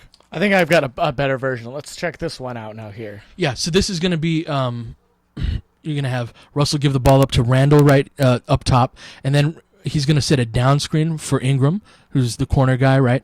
Ingram's available. He's got to step on his man, but Julius doesn't make that pass. Then Russell comes back up for the handoff as well, ends up drawing a foul. So again, walking through the play, we're going to have Russell gives it up to Randall up top. Then Russell's going to set a down screen for Ingram. Ingram's going to curl around. Watch him be open as he curls around. This is something you see the Warriors get that layup off of a lot, right? And that's similar to what the play he just got, right? That's the same kind of curl that was way more open, or the angle was there, at least for the pass. The distinction, though, is that imagine this with Ingram setting the screen for Russell instead. Right, and then he just slips and that, then doesn't actually cuts into the right, and so that's what happened on that Ingram dunk right there. And to Randall's credit, he read it and got the dunk on there. One way to think about screens and playing screens, playing off screens, being the screener, that I think people it'll help them realize is every time a guy sets a screen, he has an option to not set that screen and slip it. And to what that means, and I'll let you kind of break it down further, but he's basically going to fake like he's going to set the contact and go roll to the rim hard, which is going to surprise his defender who's probably trying to hedge that pick and roll. Mm-hmm. And depending on how that coverage is for the defender, the offensive screen setter always, every single screen that's set basically has an option to slip it and kind of jump, drag that defense into an open passing lane for the ball handler. That's absolutely true. And really, you have to be a slip threat. Now, mind you, the danger of slipping screens is that if you make the incorrect read, you haven't made contact on a screen and nobody's gotten open. So there are some coaches will consider slipping a screen to be a selfish play, and I think that's too narrow-minded. But the reason that they say that is that if you slip a screen, the only person that's going to get a basket off of that action is you. So, like, either you're open or nobody's going to be open on that. So you have to be mindful of. Now, one thing I would tell my players is that switch means slip, so that if you're defending, so those are down screens and back screens. If you're defending off the ball and you can hear your defenders talking to each other, right, and you know if they're switching or not, if they're switching, what ends up happening is that there's a brief second where the defender is not between you and the ball. So you can just so if you just slip that right there. So say as Russell's setting this down screen, if the Blazers are switching this, Russell's man, like if he cuts right to the basket, it's an open lane to the basket if they're switching. I know I'm getting into like theoretical and not what you're seeing on the screen right here, but yeah, that was one thing I'd always teach my players, and we'd usually get a couple of layups a game off of a slip screen type of action. It's just the ball handler has to be looking for it too. Yeah, and it's that rhythm that the Golden State's so good at. They're backdoor guys. They slip screens. And that's why I say that I've said this a few times. Where like screen setting and using is ground zero for an effective offense, the type of offense that we want to run. Like if your screens aren't good and if you're not using the screen and reading it correctly, you're not going to get the ball movement that you want. You're not going to get the assists that you want. You're not going to get the pressure on the rim that you want. So, all right, let's move along to an example of horns. That's something you hear us call out pretty frequently as well. Yeah, this is a play that, I mean, if know anything about X's and O's, horns is one of the first sets that they know, right? So you're going to have two guys on the elbow. One guy is usually going to get the post entry, set a down screen for the corner. And again, see how crap these screens are? It ends up in a bucket, right? And it ends up, because it's terrible defense by Philly too. But Mozgov and Clarkson are supposed to set a screen for, who's that on the corner on the left side right here? I think that's Dang. Yeah, so they're supposed to set a screen for him. But, yeah, for him right there. But, like, nobody really makes contact. It's going through the motions. So, I got you. Dang's actually in the right corner, and then you're going to have, actually, Clarkson and D'Angelo. So that's D'Angelo in the corner right there? Yeah, so see, nobody makes contact on those screens right there. Forgive me, I'm a little far away from the monitor where I'm at. So, yeah, that's, and again, this would be, like, I think the Lakers' play call for this is weak elbow get. So weak means that the weak side is gonna set that down screen, right? So that's Mozgov, and then you're gonna get an elbow catch, and then get is gonna be hitting the guy off of the curl that comes up right there. So we get it into, and again, I'm a little far away from the screen right here, so I might not be describing the action. Yeah, so there's the handoff into the down screen right there. Cool, Tom, just to increase the size for me. So yeah, a horn set is two elbows, one guy up top, two guys in the corner. And yeah, so what are some of the counters on this play? The variations, things to look for, and how did you said you'll have a guy at the top, two in the elbow, and then two in the corner. Dang is in the corner, but you see that's where he's headed. Sure. So horns. Just for clarification, horns is a set, and like weak elbow get would be a play within your horns. Your horn set. So on this particular play, we've got Nance with that. And so this with the initial touch. Do me a favor, when it loops it again, can you pause it when Nance gets the elbow catch? You can't? No. Okay, never mind that. I'll try. So he gets this. Again, these are options on these down screens for slip screens if the defender isn't, and that's kind of what Mozgov eventually gets. This is really bad defense right here. You've got the handoff option for Dang coming up out of the corner is a possibility. You've got Russell curling into the paint as a possibility. He could also pop behind the 3-point line right there. You can also have Russell set the screen for Clarkson, and that's called a flare screen when you send a guy into the corner, and that'd be a corner 3 attempt for Clarkson. Yeah, and then if everybody is like kind of hugged up on their man, that's also a good ISO attempt for the guy who has the ball initially. Cool, yeah, I just wanted to use horns because I think it's one of the easier sets to see how, one set up can be so malleable. Yeah, there's Half Court Hoops is a Gibson Piper and his channel.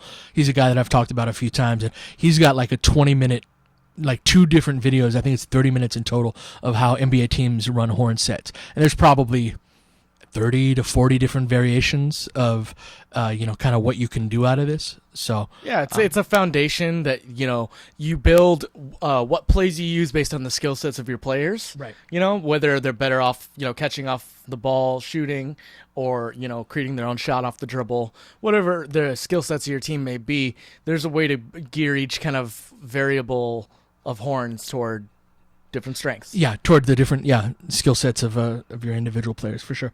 Cool. So let's do one more, and this is I'm gonna do just the simple one, the elbow 2-man game. This is super simple, but it's kind of the foundation of early kind of offense transition when the Lakers haven't called the play out exactly. It's sure. Yeah, and you can do it out of half court as well. Yeah, right. And this is the elbow 2-man game. It's kind of me cheating a little bit in terms of what I call certain plays. Basically, it's any way that they get to 2 guys on one side and 3 on the other. So you'll see, right here, you'll see Mozgov get this elbow catch right here. And they're going to clear out Nick Young and get 2-man game going with just Russell and Mozgov. So, this is, I think, the first play of the game right there. So that's a set play call. But they end up with 3 guys on one side and 2 guys on the other. It's kind of 90s-ish type of set. So awesome. And this is stuff you see a lot with like Julius Randle and D'Angelo, Zubats and Clarkson. They'll do a lot of handoff, screen, rescreen actions. What's important to note is that the Lakers leave points on the table in that if you watch Golden State run their 2-man game type of action and their elbow type of action, the guys on the weak side are just as, if not more dangerous than the guys on the strong side. And if you watch, don't watch the 2 on the strong side here with Russell and Mozgov, but watch the other 3, there's not really much going on, right? They're not really creating shot opportunities for each other out of that. And that's the next step for this Lakers offense, is getting the weak side to be really to have threats going on. Because ideally, you got 24 seconds to get a shot up, and ideally you want to launch 8 to 10 different attacks on the basket. Now, only one of those shots is going to go up if you don't get an offensive rebound and you don't turn it over. But you want to have all of these different options going on, because the defense only has to mess up once. But are you only giving them 2 chances to mess up, or are you giving them 8 chances to mess up? Yep. And that's the difference between a good offense and a bad one. And that's how you see, Golden State's effective field goal percentage is so damn high, because they pass out of pretty good shots to get really, really good shots. We're going to get back in the third now. So that's a little bit of the taste from the playbook. Again, you can find that on LakerFilmRoom.com at the stats page on offense by set. All of those are hyperlinks, so you can see each play with a audio breakdown from Pete. We're about to start the third right now. Pete, the Lakers are up 4 in a real sloppy half. How do they hold on to win this one? Really, if they can clean up their defensive pick and roll coverages, I think they're in good shape to win this. If Russell brings the ball across half court, if you're looking to sink, get a handoff there with Young. Back over to Ingram. Get the ball reversed again into this 2-man game. Okay, this is going to be they're trying to get a 3. They designed that play out of the timeout, trying to get a 3 for Young right there, but that didn't work out. Yes, and there's that slip again. Good God. Great read by Randle. Great cut by Ingram. I love it. I love it, love it, love it. This is like the stuff that's flashing of potential, but also highly replicable. Right. For these 2 guys. No, that's not a great shot. That's just like reading what the defense gives you. Oh, Randall's come up. His shoe came off. All right. Yeah, so Randle with his head up, slips the screen, perfect little pass right into the numbers. Aside from switches, the way you read if you should slip or not is if your defender is hedging too high. So on a guy like Nick Young, they want to send that second defender to because they're scared that he's going to get an open 3. As we get a back cut, and Randall's a little too. Yep. he got 2 of them, feeling a little too greedy. good about himself. Yep. Yeah, got greedy. And Cousins barrels down the lane on Russell, but he dribbles it out Randall, of bounds. Yeah. Oh, no, just throws the ball to Russell up top. You got Randall barreling down the side, kicks the ball over to Young. He attacks the closeout. There you go, D'Lo. Get a wide open 3 for Russell. He's gonna miss that short. Yep, short. You can see him fading away on that. He should have handed in transition. He had Randall coming up the left side. That would have been a better pass. Had a layup opportunity. Got a Holiday coming around the screen. Puts Russell in jail. Good contest by Russell, but Holiday knocks it down. Pelicans within 4. 10:40 left in the third. Russell calling 5. I think this is their dribble weave. He's going to get a down screen. Black screen doesn't really screen for Randall. Then they go into their weave. So, yeah, 5 is their play call for weave. Got rescreen with Black and Ingram. Long 3 from Young. That wasn't a well-executed play at all. Cousins gets the rebound. Dribbles into traffic off of Ingram's foot, I guess. And Cousins is wondering why he didn't get a call, but he shouldn't get a call for that. I don't know, man. I know Cousins puts up numbers, but I'm not a fan of his game. Like, he makes a lot of very poor plays. He's a great individual talent, and he's an individual talent. He doesn't really do much to make the team better. And they kick it out to Hollis Thompson wide open in the corner for 3. He misses. Good battle by Russell. To D'Angelo. He's going to bring it up on Drew Holiday. He gets deflected his pass. He threw it off of Randall's back. Yep. And Drew pushes the tempo. Shoots a 3 at the top, goes long. Rebound to Ingram, going left. You got to pick up the pace, man. Like, just the energy level is really way too low. Like, get a little handoff from Randall to Russell, back behind the back pass, and looks like it's a illegal defense. Yeah. Good God, it's hard to sit here and give like really, nuanced basketball analysis on hot garbage.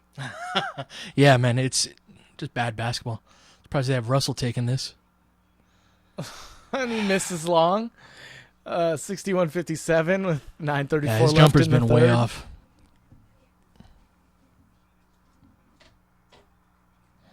Russell's going to come up on a zipper cut on the sideline out of bounds. He's getting fronted on that.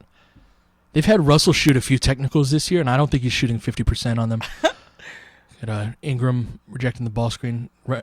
Russell back cut, and then the step-up screen from Black. Nice pass. Nice side dribble by Black. He missed the layup, but that gave him the space to get a clean shot. Hollis Thompson on Brandon Ingram in semi-transition. Nothing doing. Gives it to Drew Holiday. It was nice ball pressure from D'Angelo. Good stuff. High ball screen from Davis. Recover. Good hedge and recover. Nice defense. Ingram gets turned sideways, but gets him with his... great possession on defense. Randall's going to push in transition. All the way. Gives it to Russell for 3, short. And Black can't get the rebound, but Young pulls it out. Kicks it back up to Randall at the top to reset. What are you guys... What's happening? What is going on? Randall with the fadeaway 10-foot jump shot, and he's short. Jesus. God save us all. We are combined 2 for 12 from both teams in this quarter. 61-57, 8:30 left in the third. And it's tipped away. Nice steal by Russell. Russell leaks out. Ingram's got it. Give it to Russell in the corner for 3. That's long. Backrooms. He's 0 for 7 now from 3. Good Lord. And you can see it in his legs. The consistency's still not there. All right, Hill with the nice little dump off to Anthony Davis for the floater, and he makes it. Cuts it to 2.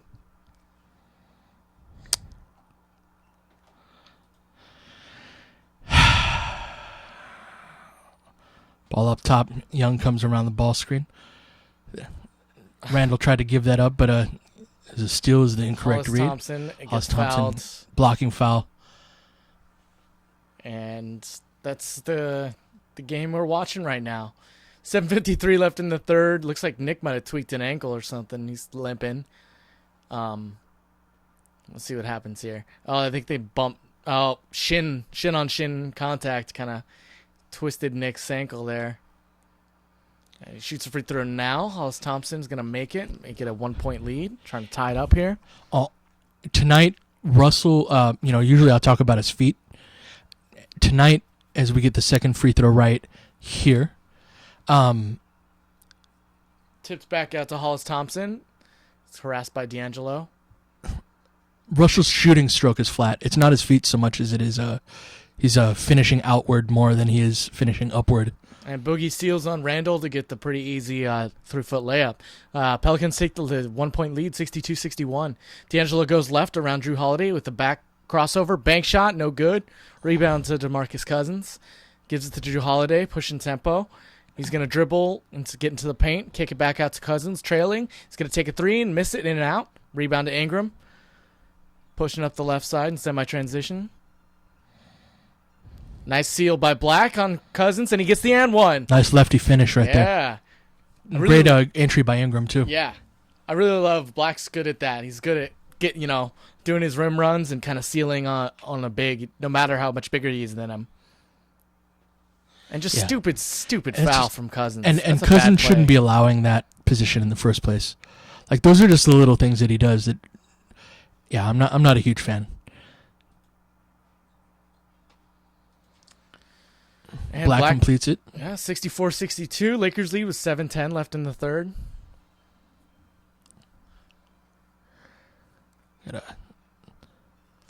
Little two-man game with AD and Drew Holiday, and he takes the 15-foot jump shot and makes it. Tie game 64.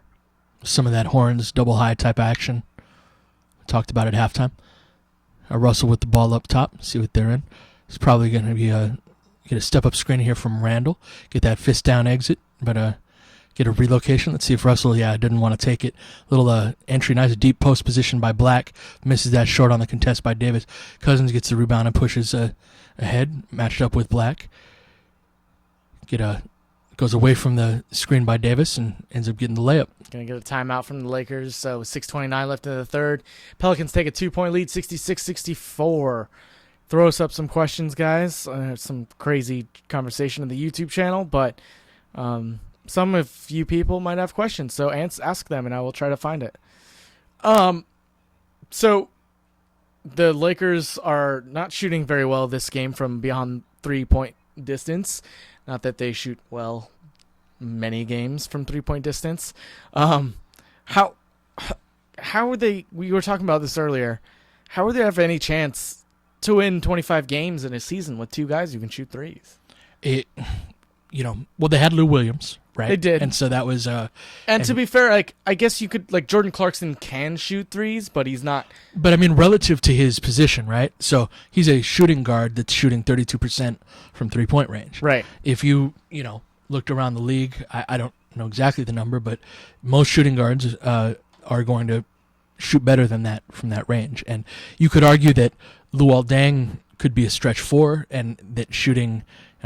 Even now, he shot 30%, so even that's not great for a 4. But, in the past, he's a 33, 34% three-point shooter, and that could be a passable stretch 4, but he hasn't played that position very much this year. But even guys who are, 30% isn't good, but it's, I guess, passable on a bad team. We only have, 4 guys who can make 30% from 3? That's just, you got 4 dudes in the Warriors starting lineup. Right. That's a bad example, maybe, but... Well, no, but extreme. But look around. Look at the good teams in the NBA. Like Houston. It's not just a matter of they have good players. It's look at the types of players that they have. You don't surround LeBron with a post player. You don't surround him with bigs that can pick and pop to 15 feet. No, you space the floor. You do it in Houston. You do it in Golden State. You do it. Even San Antonio, which is the most big-centric team, Powell shot 73s this year. Remember how much we hated D'Antoni for doing that? And he shot 28 one year. We thought that was just the worst thing in the world. Powell shot 70 this year. Yeah. So. And Nick Young's got a quiet 14 points with 4 rebounds. We're inbounding right now to Jordan Clarkson. He's going to cross half court now. Give it to Ingram and run off. Pulled Russell. Yep. Ingram gets foul called. Going to his right.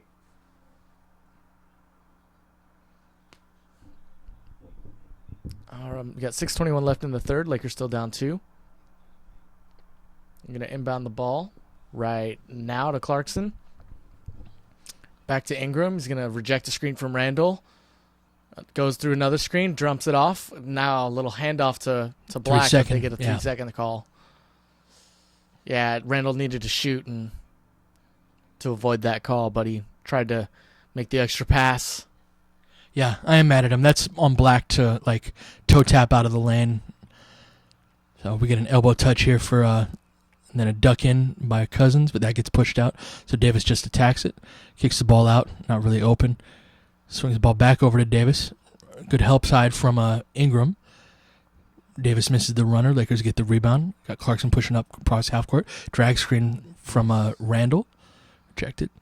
Kicks the ball out. Good drop to the level of the ball by Ingram. Swish. Beautiful shot for him there, too. That was a finish very high on his shot right there. JC got into the weeds there and got bailed out by the lane there. That was dropping down to the level of the ball. Yeah, that was a nice play. I was fine with JC on that as we get a Holiday coming around a curl draw and free throws.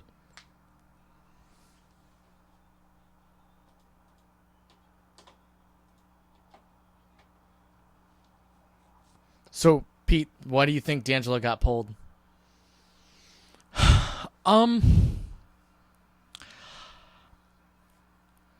In this instance, I didn't see much like effort level wise that was like, egregious. Although I wasn't necessarily just looking at him. Holiday makes 2 free throws. I think he's pressing right now with his shot, and there were a couple of instances where one of his threes were in transition on a 2-on-1, where if you're struggling from 3, like that's a great opportunity to just get yourself a layup. Nice little snake from Ingram, and he pulls up from mid-range, but it still goes in and out. Sorry to interrupt. Yeah. That was just a nice little move from him. Yeah, it was. As you get a deflection by Black out of bounds. Yeah, so I think he was mostly pressing on the offensive end. So yeah, there was nothing like, I don't think it's punishment necessarily, but maybe have him sit this stretch right here and then get him back in to start the 4th. I don't know. We'll see. That's not. It misses a 3, and Solomon Hill gets the rebound and makes a little 8-foot jump shot. Pelicans up by 3 with 4:55 left. Yeah. Clarkson comes up. There's a delay right here. He slips that down screen, but since he wasn't open, doesn't really create an open shot. Elbow jumper from Young. Front rims that. Randall tries to get the offensive rebound, but knocks it out of bounds. Pelicans ball. So yeah, that was we saw JC right there try to set that down screen, and then slipped it, but since he wasn't open, he didn't make contact for Young, and that ended up, contested shot at the end of that. Got Nance set to check in on the next dead ball. Get a step-up screen by Davis, which Holiday rejects and goes all the way to the basket. That was poor rim protection by Black right there. JC comes up the left side. The Lakers suddenly down by 5. Ball, elbow touch right here, or high post touch. JC misses the 3 at the top of the key. Davis gets the rebound, pushes in transition. We got 4:14 left. Nice crossover, little dump off to Ajinça. He front rims that, skips across the. Randall gets the rebound. He pushes up the middle of the court, trying to get a kick back here with JC into a 2-man game with him and JC. JC mishandles it, and it's on the ground. AD with the Everyone's hustle. on the ground, but JC's out of bounds. Got ourselves a turnover. I chuckled there because just the Alexia Ajinça missing like a 10-foot jump shot. I don't know why. That just really made me laugh. It was just like a microcosm of this game. Yeah. As we see JC and Davis on the floor. Yeah. 15-8 turnovers, LA losing that battle. But New Orleans not really making them pay too much. Going to get a high ball screen with Drew jumping off, swinging to Hill in the corner, open for 3, and he makes it. Gives the lead up to 8, 75-67 with 3:43 left in the third. 9-0 run last 2 minutes. Got pistol right here. And I don't know Reversing who's that to the weak gonna side. score for the Lakers. Yeah, this is a tough group right here. JC is going to have to do a lot. We get a jump ball between AD and Tarek Black. They're going to have their defense lead to offense. I think that's what Luka's going for with this lineup right here.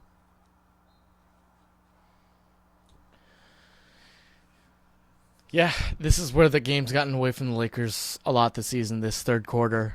Dreaded third quarter woes. Yeah.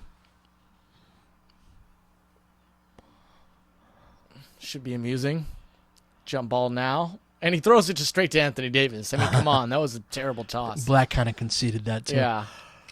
Get pistol from the Pelicans. Get ball dumped off to Ajinça, then kicked back out to Antoine Moore. He attacks Brewer's closeout. Little Offensive push foul. off right there. Skip pass over to the corner. Holiday attacks the closeout there. We get a 3-second violation on the Pelicans. It was a pretty decent scramble rotation for a out of control lineup. Yeah, there were a couple of poor passes in that as well that weren't off target. Got Ingram running point on a horn set. Got Iverson cut across that horn set from Clarkson, but doesn't really do much with it. Get a snapback action should be a pop for Nance right into the window kickball. The offensive rating of this lineup must be just at least in the teens. Jeez. Yeah. Zipper cut by Clarkson into a ball screen from Black. Pushes around it. Reads that into an interesting dump off to Black. He back rims a little flat on that jump hook. Gets his own rebound. Should kick out to Brewer, and he does. Brewer takes a three. He front rims, misses, and Holiday gets the rebound. And it's really gotten away from the Lakers. They're now down 8 to 36 left. It's ball screen from Davis. They hedge and recover. Holiday picks up his dribble, and Nance jumps it. Nice job. He should push the ball, get in middle, gets the ball to Ingram. Ingram looks to attack on Hill. Nice. Changes direction, takes a wild lefty reverse and misses that badly. You got one more. H1 more leaking out ahead for the dunk. Lakers down 10. 11-0 scoring run. And the Lakers are going to struggle to score with this lineup on the court. No one knows what they're doing. There's no real effective actions being run here. Nice little dump off for a floater, but it's flat from Black off the back rim. It'd be bad if I yawned on air, right? I mean, just off mic at least. Off mic? Okay. Yeah, just because no one wants to hear that, mouth slapping. Jeez. Double high from the Pelicans. One guy rolls, one guy pops, but Holiday's picked his dribble up too early twice. And he's going to get Anthony Davis almost posterized Black, but Anthony Davis avoided the 1800th injury of this season. And we're going to break. This is ugly, ugly game, as I predicted. It's 77-67 game with 1:33 left in the third. Good God, man. Can we, I like this comment, like the death lineup, can we call this the trying to protect our pick lineup? Yeah, no, for sure. Season was a game, we'd be in garbage time right now. Like, we are in the garbage time portion of the season. So I guess, a worthy topic of discussion is what do we look for in the last? Darius and I are going to record a podcast right after we're done with this. So if you got any questions, give us the hashtag LFR podcast. Hit me up on Twitter with that, and we'll get to as many of them as we can. But that's kind of one of the things I want to get into is what is the good of these last 20 games? Like, let's say that obviously, finishing with the second worst record is, we want that. But aside from that, what do we want to see what are the signs of progress from the younger guys? What are some of the things that you're looking for, Tom? Signs of progress. I'd like to see, just more minutes for D'Angelo, even when he's struggling. Clarkson in the backup point guard role. I don't really care to see Ennis in there too much. I know I mentioned that earlier. Some of the stuff with Ingram and Randall tonight was really promising. Those backdoor, even this is literally at the point where we're at, guys, is getting excited about a slipped screen from one of the young guys.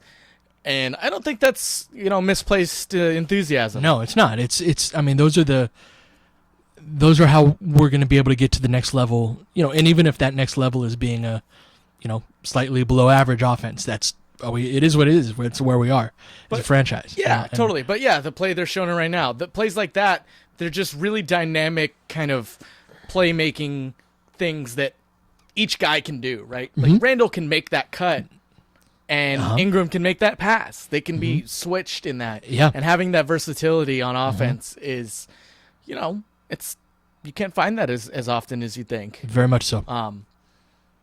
And so that's an interesting thing. I'd like to see a lot of the other guys develop some of their playmaking ability more. So we have a handful. I think we're more deficient on shooting than passing right now. because we have Randall and Ingram and sometimes Clarkson, guys who can make some good reads and good playmaking plays.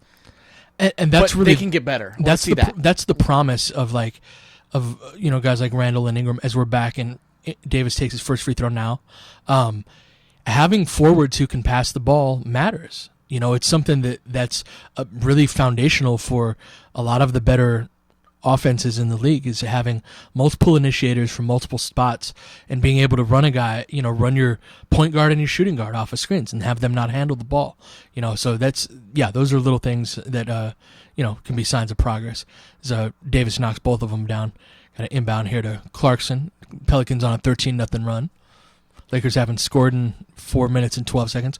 Motion weak for the first time in quite a while. Get a cross screen into a JC doesn't really wait for that screen, but attacks and gets all the way to the rim, gets the layup. All right, 10-point lead still with 1:14 left in the third. As Tim Frazier brings the ball up on Jordan Clarkson, gets a high ball screen going right from Anthony Davis. Anthony Davis is going to one-on-one with Thomas Robinson. Nice spin move, footwork. That dude can ball. That was pretty nice. Lakers down 12 with a minute left. And JC Ingram pick and roll on the side. Trying to post up Ingram on Eton Moore. Let's see a little Dirk fadeaway here. And a nice defense. And he makes it. Good Lord. Nice shot. The root of his jumper right there was different. Like, most of the time, smaller guys can bother that. That was one of his first, I'm longer than you and there's nothing you can do about it type of jumpers that I've seen from him. That was really encouraging. Davis hits the... Because that was good defense. He was read exactly what he wanted to do, and he just couldn't do it. But just his shooting stroke and his release point on that, and it's not so much his release point as it is how he gets, the shooting, as he brings the ball up, learning how to do that and get to the release point in a way that where you maintain the integrity of your form. That's when a guy like him can be each one more can do whatever he wants, but if you learn how to shoot the ball the proper way, there's nothing he can do to bother that shot. And that's something that Ingram, he needs to learn how to use his length in an advantageous way. And that was one of the better examples of him doing that this season, really. So really nice bounce back game from the Celtics. Second free throw right now from JC. He makes that. Got a nice little 2-for-1. Lakers down 10. Frazier looking to the bench for his play call.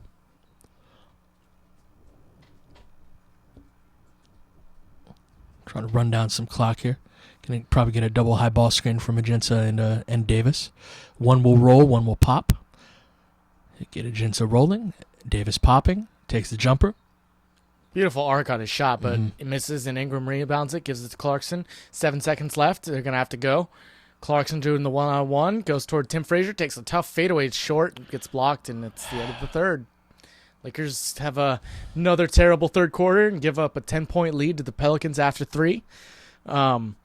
So, Pete, we had a question that I thought was interesting, and I wanted to kind of pose this because I think it's been a little bit not spoken about lately, but Larry Nance has been really bad lately. Yeah, no, that's a good point. I was thinking about this earlier, that he's interesting in that there is a good portion of Laker fans, of which I belong to sometimes, that really loves Larry Nance.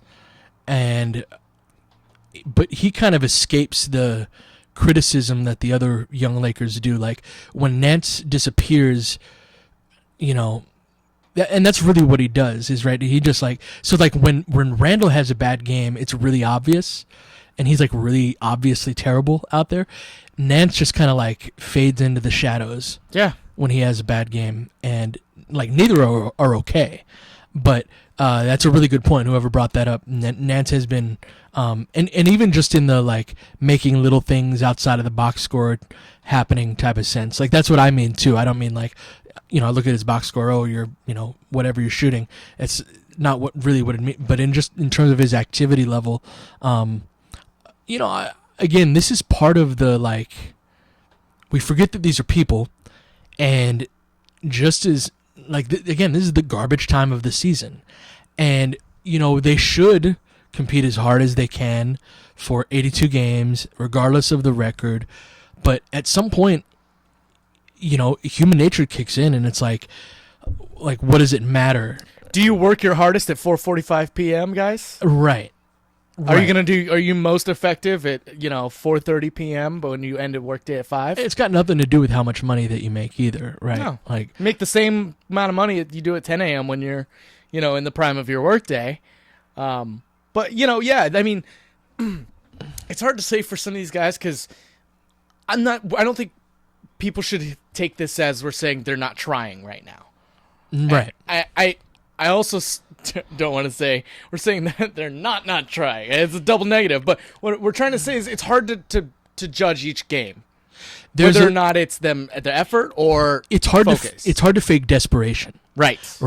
It's hard to fake that. Like you can be trying to a certain degree, but like there's if you look at Nwaba. Right. When Nwaba comes out there, he's very obviously on the court. Just like he's got an energy level about him. It's like if I don't play hard, I don't eat. Like I make a lot of changes if I don't play hard. As we're back at it, Cousins has a elbow touch faced up against Mozgov, takes the shot and drains it. And really like Nwaba's desperation to find himself a spot in the league, that's difficult for other guys in guaranteed contracts to fake at this point. And this is kind of the part of the danger of tanking and being a really bad team, not purposefully, but not putting your best players out there, right? Right. As New Orleans forces Steele get a 3-on-1 fast break. Frazier dumps it off to Cunningham for the dunk. Man, Lakers down 14, and it's gotten ugly in a hurry. Entering blowout territory where, the next 3 minutes will decide whether this is a blowout with this lineup. Yeah. No, that's fair. And JC is going to give it to Maz at the top for Ingram, who can't catch the ball. And they're totally confused. They don't know what they're running. Yep. JC is getting harassed by Eton Moore. He's going to reject the screen from Nance. And, yeah, that seemed to be a little physical there for... Like, I had no idea what that play was supposed to be. That, like, JC ended up getting fouled there. But it was pretty much get the ball to JC and ISO. But... with 10 seconds left in the shot clock. Right.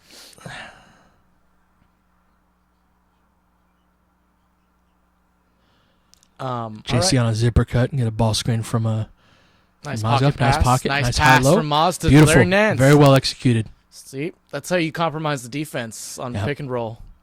You read that tag guy hasn't moved over, and when someone moves over late, you reshuffle it to the open guy. Yeah, beautiful play by Clarkson right there, and he won't get anything in the box score, but that was his basket right there.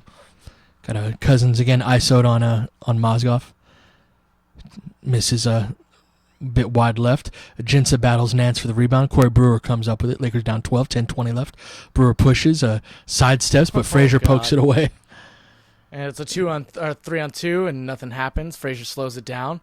Nice little spin move to the baseline. Got a Jinsa for the pick and pop. Good God, that man's long. Yeah, he is. He misses, though. Nance gets the rebound. Outlets to JC, crossing half court. 10 minutes left in the fourth. Go over to Ingram. Got Maz trying to post up Jinsa, and he does. Got the ball, gives him a jab step and a rip through, then a step up screen for Ingram. Ingram takes a contested shot, and that's more of the shooting stroke that he has, where he's trying to not have it bothered up through his shooting stroke lane, and he misses predictably. Jinsa gets the ball blocked out of bounds. Pelicans retain the ball. 9:40 left, 87-75. You'll see when Ingram's bothered on a contest, he kind of he'll bring it's a really quick type of stroke. It's not as Cousins gets fouled on a drop step.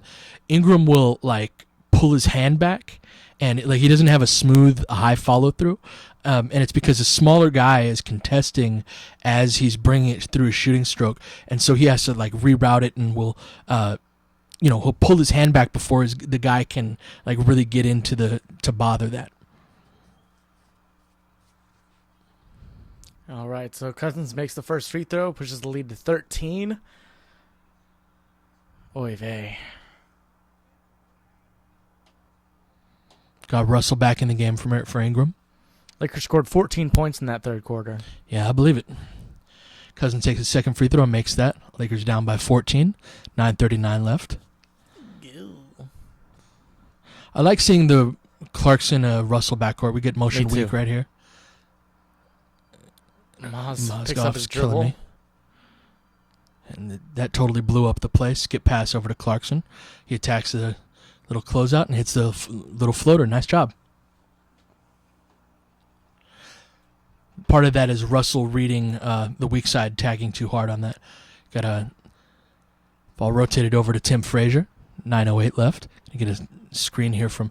Yeah, the Pelicans are terrible, man. I know they're going to probably win this game, but Frazier attacks that and Mozgov erases it.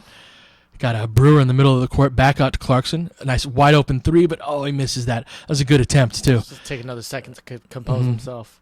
Got Moore with the ball. Lakers got back on defense. He's looking to post up in the high post on Clarkson. Gets a little jump hook in the lane, but he misses. Nance collects the rebound. Looking for an outlet, gives it over to Clarkson. Clarkson pushes up the sideline. Brewer's open on the skip pass, but he was open a half second before he made that pass. Yep. That's a turnover. Tim Frazier gives everybody the slow down hands. He does that. 19 turnovers for the Lakers. Jeez. Part of that's going to be a function of playing these lineups that have never played before as well. Oh. Russell gets crushed on the screen and draws an offensive foul.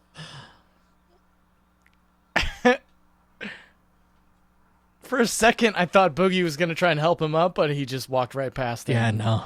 I don't know what I was thinking. Yeah, I'm not a huge fan of helping up the opponent.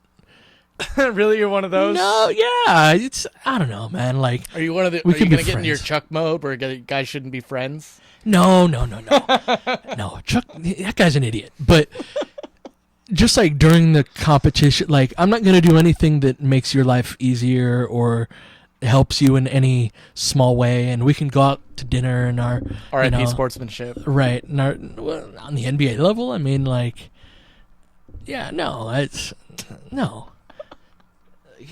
We can, our wives can be friends. Shoot your shot. Be petty, folks.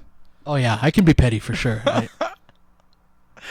One of my favorite things is when I ask Pete, I haven't done it in a while, like whose favorite player is of the opposing team, and the answer he gave about the Boston team, it's so dark and sarcastic. This is off-air stuff, but I guess you can.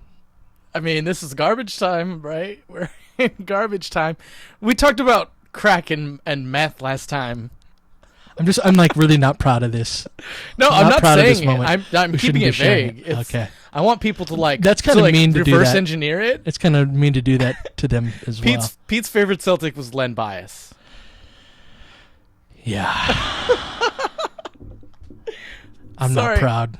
They're the Celtics.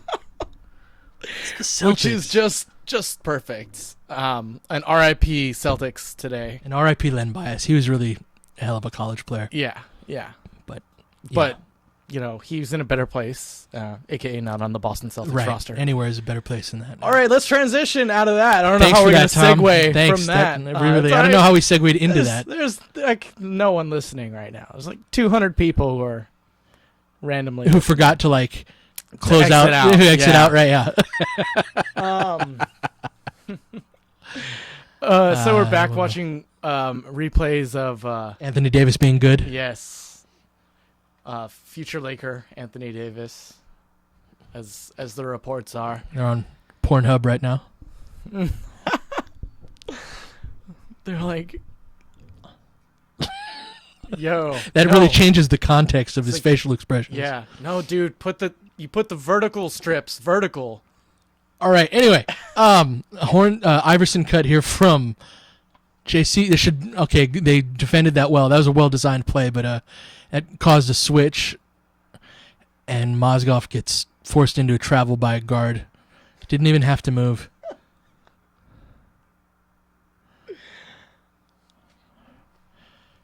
All right, Tim Frazier going left. Going to give it to Etuan Moore on D'Angelo. Post up, deep position on Cousins, and he misses the jump hook. Might have gotten fouled, but play on, and Randall pushes the tempo. Kick back for Russell going left. 15-footer is long. Rebound there, he flared his feet out on that one. Julius, I wish you could shoot that three because you're wide open, and Boogie's asking you to. Nwaba in the game. There's some two-man game with Russell and Mozgov. Little pocket pass, nice. Like, why do they like cock it behind their heads? He gets fouled at least. But I'm intrigued a bit by this Russell and Nwaba backcourt. Yeah. I could like the versatility on defense, offense, by both having. Sure. Well, they got different Clarkson skills. in the game as well. Yeah. But yeah, no, I don't. Yeah, I'm a fan of Nwaba. I like my ideas in terms of roster construction. I'm kind of at a place where like you either need to be able to shoot, or you need to be like a really great defender, or you need to go. Like, Yeah. I think in a lot of ways, like it's as simple as that in the NBA in 2017. Yeah. Or And- you need to be like too young to like an Ingram or Zubats. You know what I Sure. mean? Like they're babies. They're not a known quantity. No, they're exactly babies. yet. So yeah, you don't. Yeah. And I mean, that's where we see those guys that can do both really well are the most valuable pieces right now in the NBA. Mm-hmm. Yeah. You know, like it's the point guards era. You can get a point guard from anywhere. Look at Yogi Ferrell, you know. Mm-hmm. There are guys that can score and do that stuff from the point guard, but those 3-and-D wings are what's going to separate the good teams from the great teams. Sure. And Cunningham gets a wide open look from 3 in the corner, misses it. Rebound to Nwaba. He's going to give it to D'Angelo to push up the middle. Back to Nwaba, who wasn't expecting it. And Anthony Davis is locked up with Mozgov in the middle, and looks like it's an offensive foul. Yeah, he hooked him.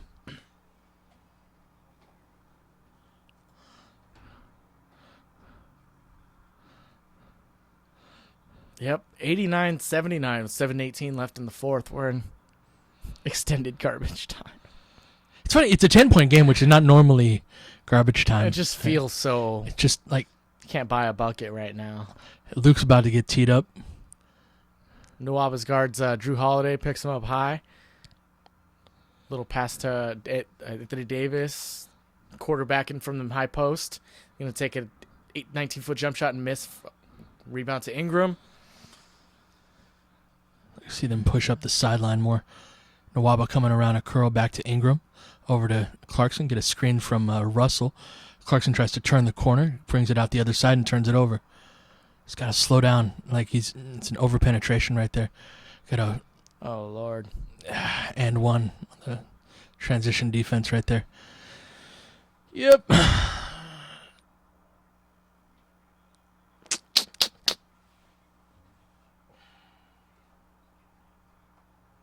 Oh, boy.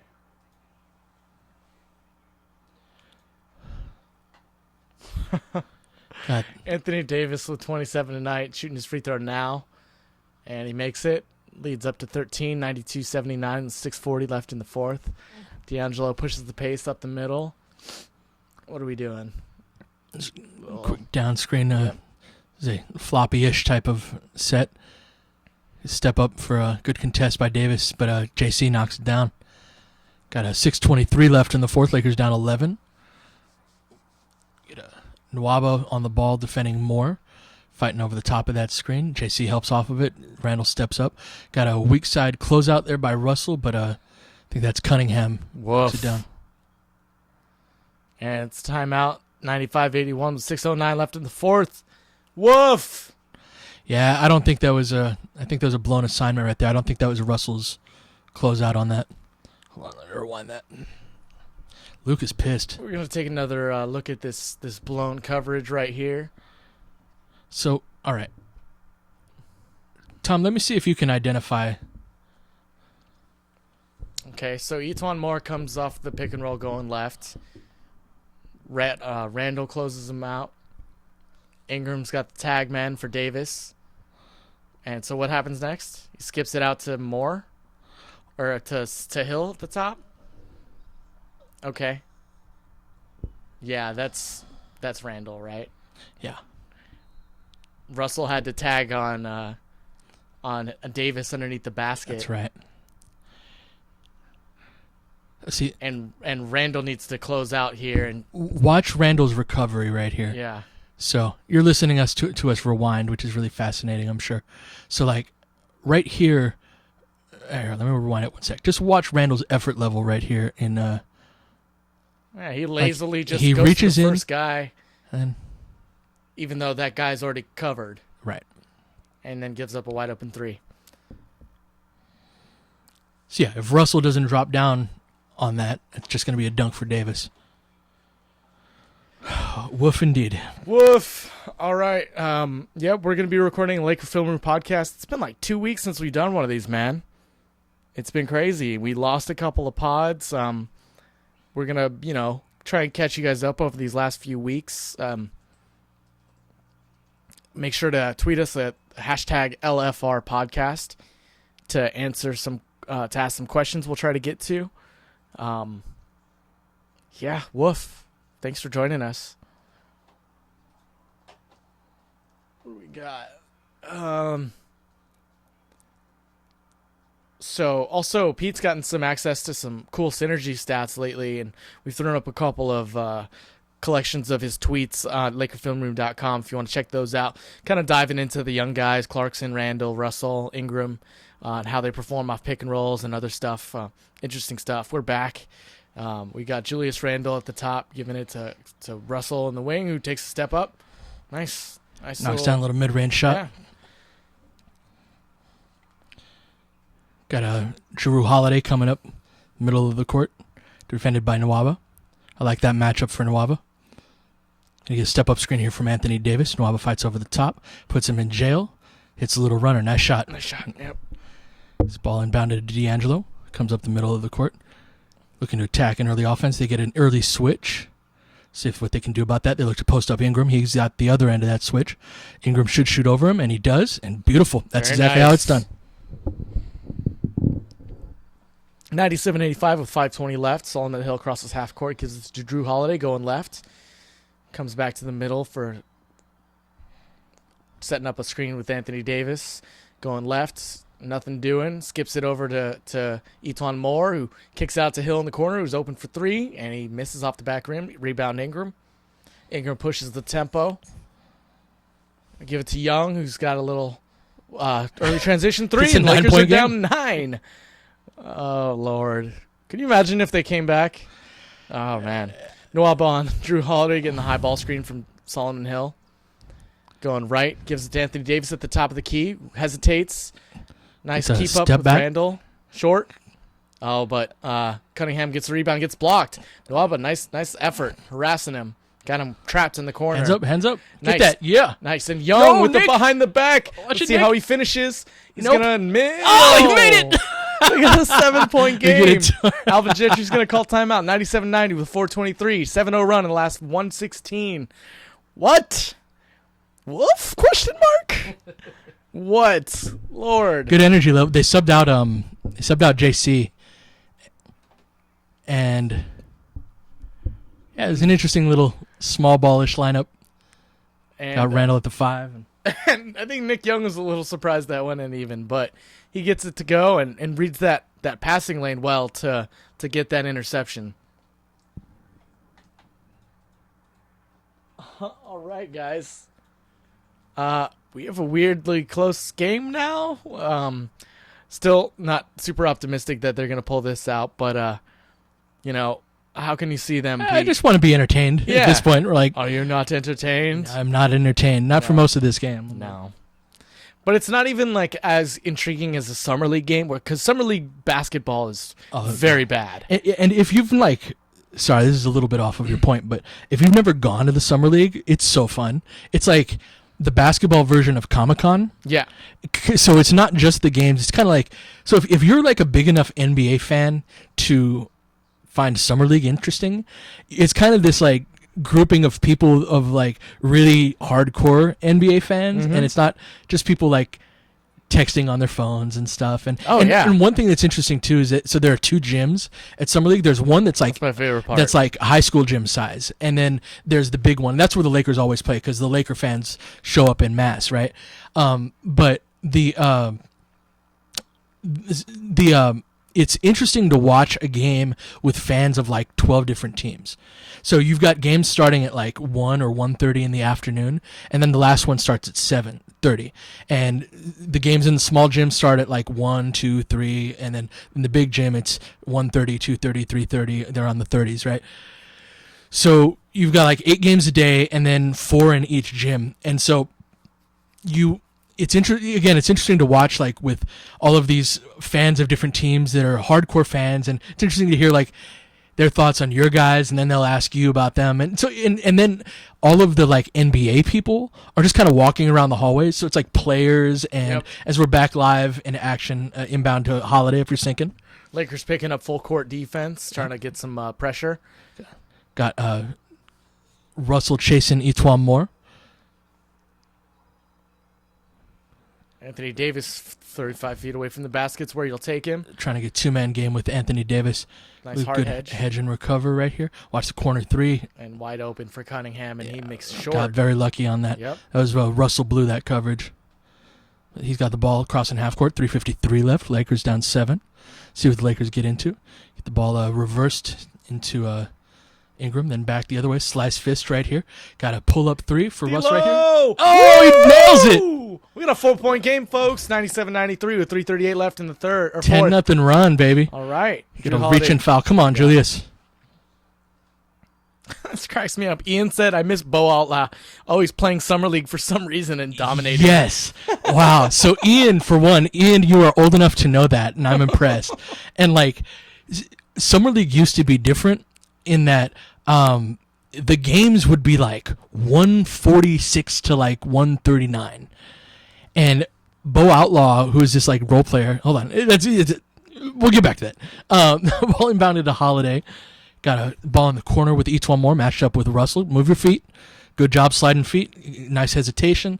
Kicks the ball out to D'Angelo, or to DeMarcus. Over into the corner to Solomon Hill. In and out. Randall gets the rebound, gives the ball over to Russell. Finally knocked down his first 3 of the game a moment ago. Get the little screen from Randall. Puts his man in jail. Little hesitation dribble. Offensive foul, are you kidding me? What? He was being held the entire time. You've got to be kidding me. He's going to create an offensive foul with his right hand and just throw it up with his left? Like, oh my God. That's a no call.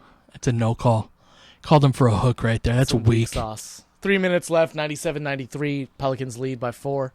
Going right, Drew Holiday with a screen from Cousins. Kicks it to Hill in the corner, drives to the lane, gives it to Anthony Davis, misses, gets it back, misses again. Battle, baby, Bottle battle. it up. Hill gets the rebound. Kicks it Freaking. out to Cousins, reset. They'll take their time. Yep, you got to get at least one of those rebounds. And Ingram bodies up AD in the block.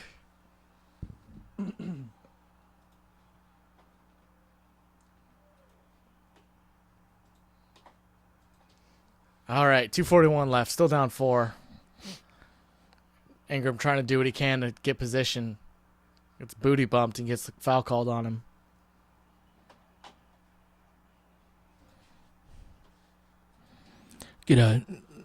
Ingram actually defended on purpose by Davis and to get him passing out of bounds. That's something where, again, you got to drop to the level on the ball if you're on the weak side. But I'll take it. Yeah, Davis is yelling at his wing right there. He's pissed off because he's making that pass in a way that, like, I'm trusting you to be there. And Lakers have made 6 straight field goals, pushing the tempo at 2:30 left. We're running this. Looks like going to be slice fist again. Yep. D'Angelo again for 3. Yes! Makes it again. It's a 1-point We got game. a 1-point game with 2:19 left. All right, baby. 13-0 run. Their Lakers are picking up full court again, and Nwaba's harassing Drew Holiday. This is fun. Nwaba gets good harassment. He's got another corner 3, and he misses again. Board it. And Lakers got a crash boards, yes, and Randall comes away with it. gets Lakers could get the lead. Oh, my God. Crazy. Russell's feeling good about himself. Good pass. Good skip over to Randall. And he gets the foul. Yeah. That was... Got low bridged right there. Yeah. That was a really nice cross-court pass by Russell right there. All right.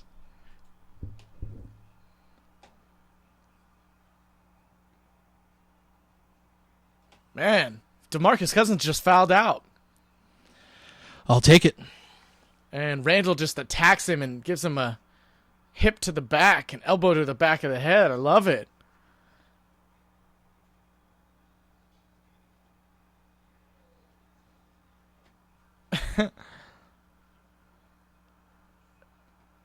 All right. So Randall takes his free throw now.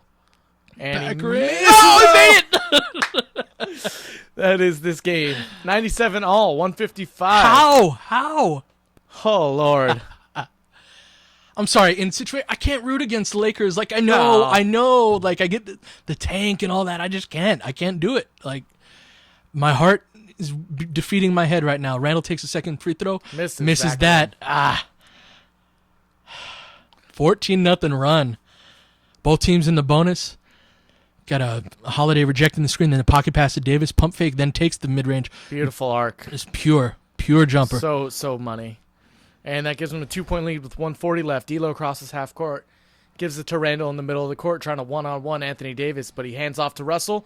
Fadeaway three. Thought he got fouled there. Yeah. He was trying to get the 3 free throws. Yeah, that's a bad possession. He's tried on 2 of these possessions to draw contact.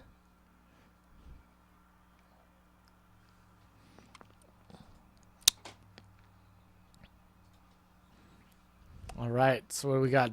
Noab on Drew Holiday, high ball screen. He rejects Good inside it. out dribble. Going left. Nice contest from Good contest behind, by Randall. but off the Good back pressure. Off Ingram's hand for Pelicans ball.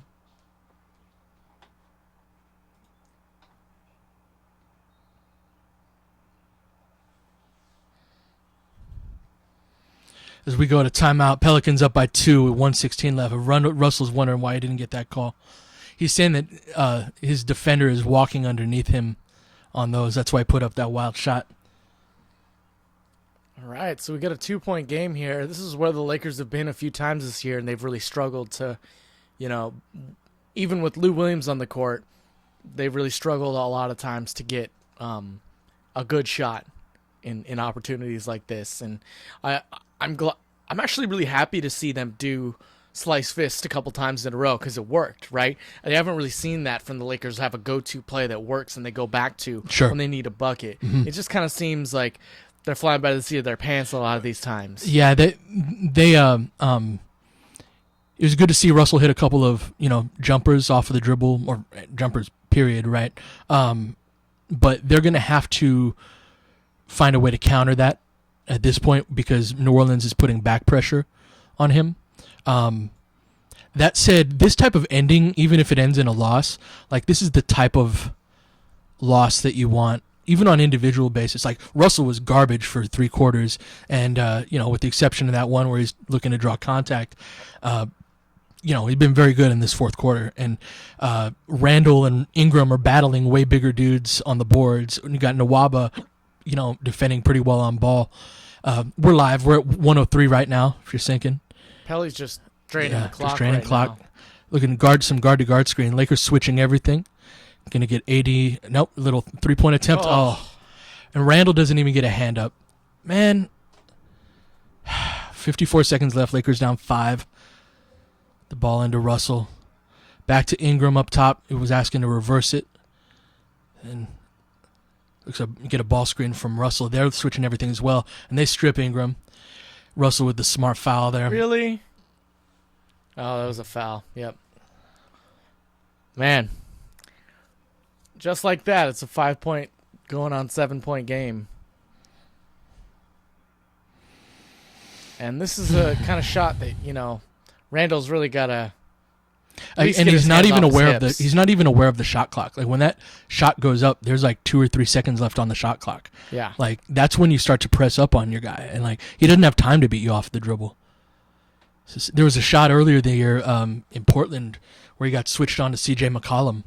That was a backbreaker 3 as well. It's like, what are you doing, man?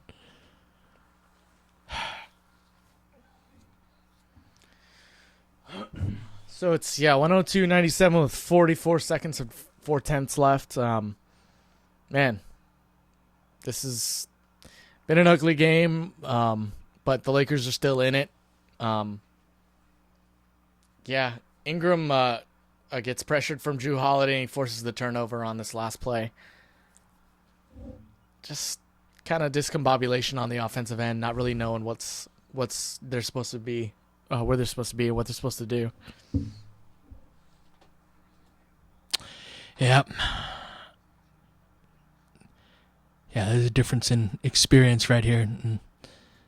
But even then, on the defensive end, man, Davis hit a nice contested mid-range jumper to put them up by 2. Not mad. In fact, they played very good defense on that play. And it was Randall, actually, that closed out well on him, made him even pump fake as we get a back rim there on Cunningham's free throw. I think we're going to get a sub for Nwaba right here. Offense, defense. Oh, they get Ingram. Interesting. Going a little bit bigger on the offensive end. I don't necessarily agree with that. You're going to want to get a 2-for-1 type situation where you want guys who can knock down threes. I don't like that sub by Luke. Second free throw here. He makes that. Okay, we're going to get a timeout. So he's just trying to get the rebound. That's what that was.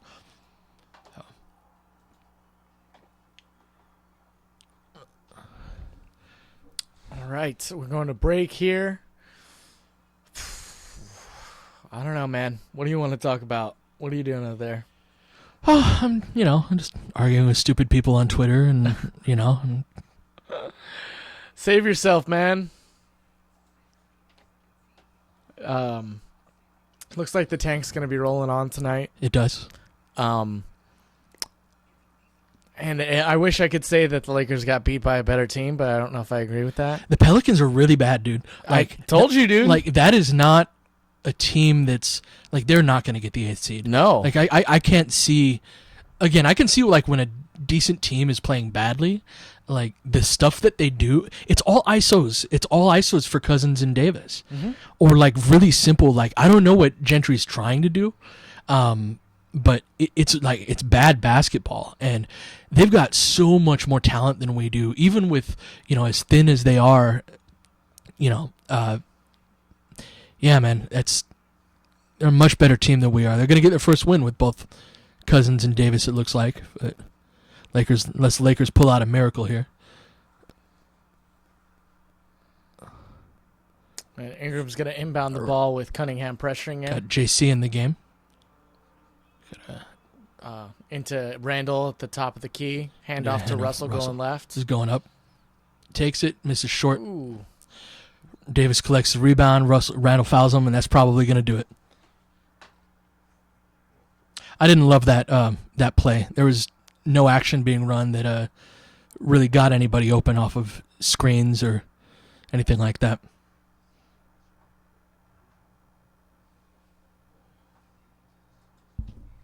Yeah, the Lakers down 6. Anthony Davis shooting 2 free throws. So I know you're still working on a Markelle Fultz video, Pete. We're gonna expect something soon, a couple days. Yeah, so I got access to that synergy data, and I've been down that rabbit hole for the last 2 days. So Monday or Tuesday, it'll be out.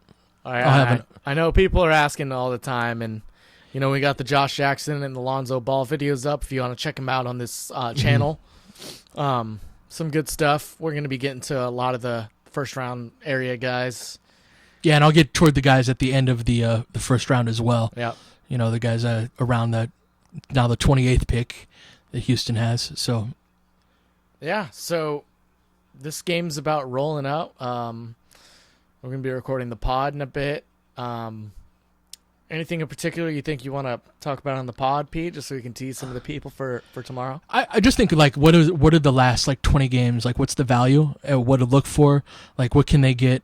The internet totally ate the couple pods that we did discussing Magic Johnson, and we'll probably touch on that a little bit. But yeah, any questions that you guys have that you want me and Darius to get into, send them our way. Yeah, follow us on Twitter at Laker Film Room. I'm at LFR Tommy. I tweet a lot of Laker Film Room related stuff, a lot of bad jokes, and Yeah. My buddy, I texted you this the other day. This is a fun garbage time story, but I'm in a fantasy basketball league with some buddies from home, and one of my friends who I worked at California Pizza Kitchen with, he works for TMZ Sports now, and he sent me a link. We're in the playoffs of our fantasy league because there's a mistake on the start of the day for the playoffs, and Russell drives on Davis, looks to kick out, throws it out of bounds. Yep, just throws it out of bounds. And so my buddy asked Kelly Olynyk, who was in LA recently, about whether or not I should be fired as a commissioner because the playoffs have already started. I'm not even the commissioner, so I wake up to a Facebook page of Kelly Olynyk and TMZ Sports writing an article that I should be fired from commissioner of my fantasy basketball league. And that was highly entertaining. The Lakers wait inexplicably 15, 20 seconds to foul, and they're going to run that out the rest of the game, it seems like, after this. Pete, you have to rank them right now. Life on the line. 3 point guards based on who you think will have the best career. Fultz, Ball, D'Angelo Russell. Wow.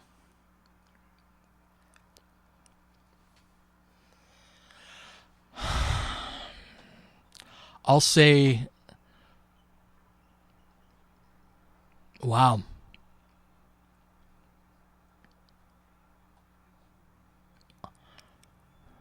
I'll say Fultz, Russell, Ball.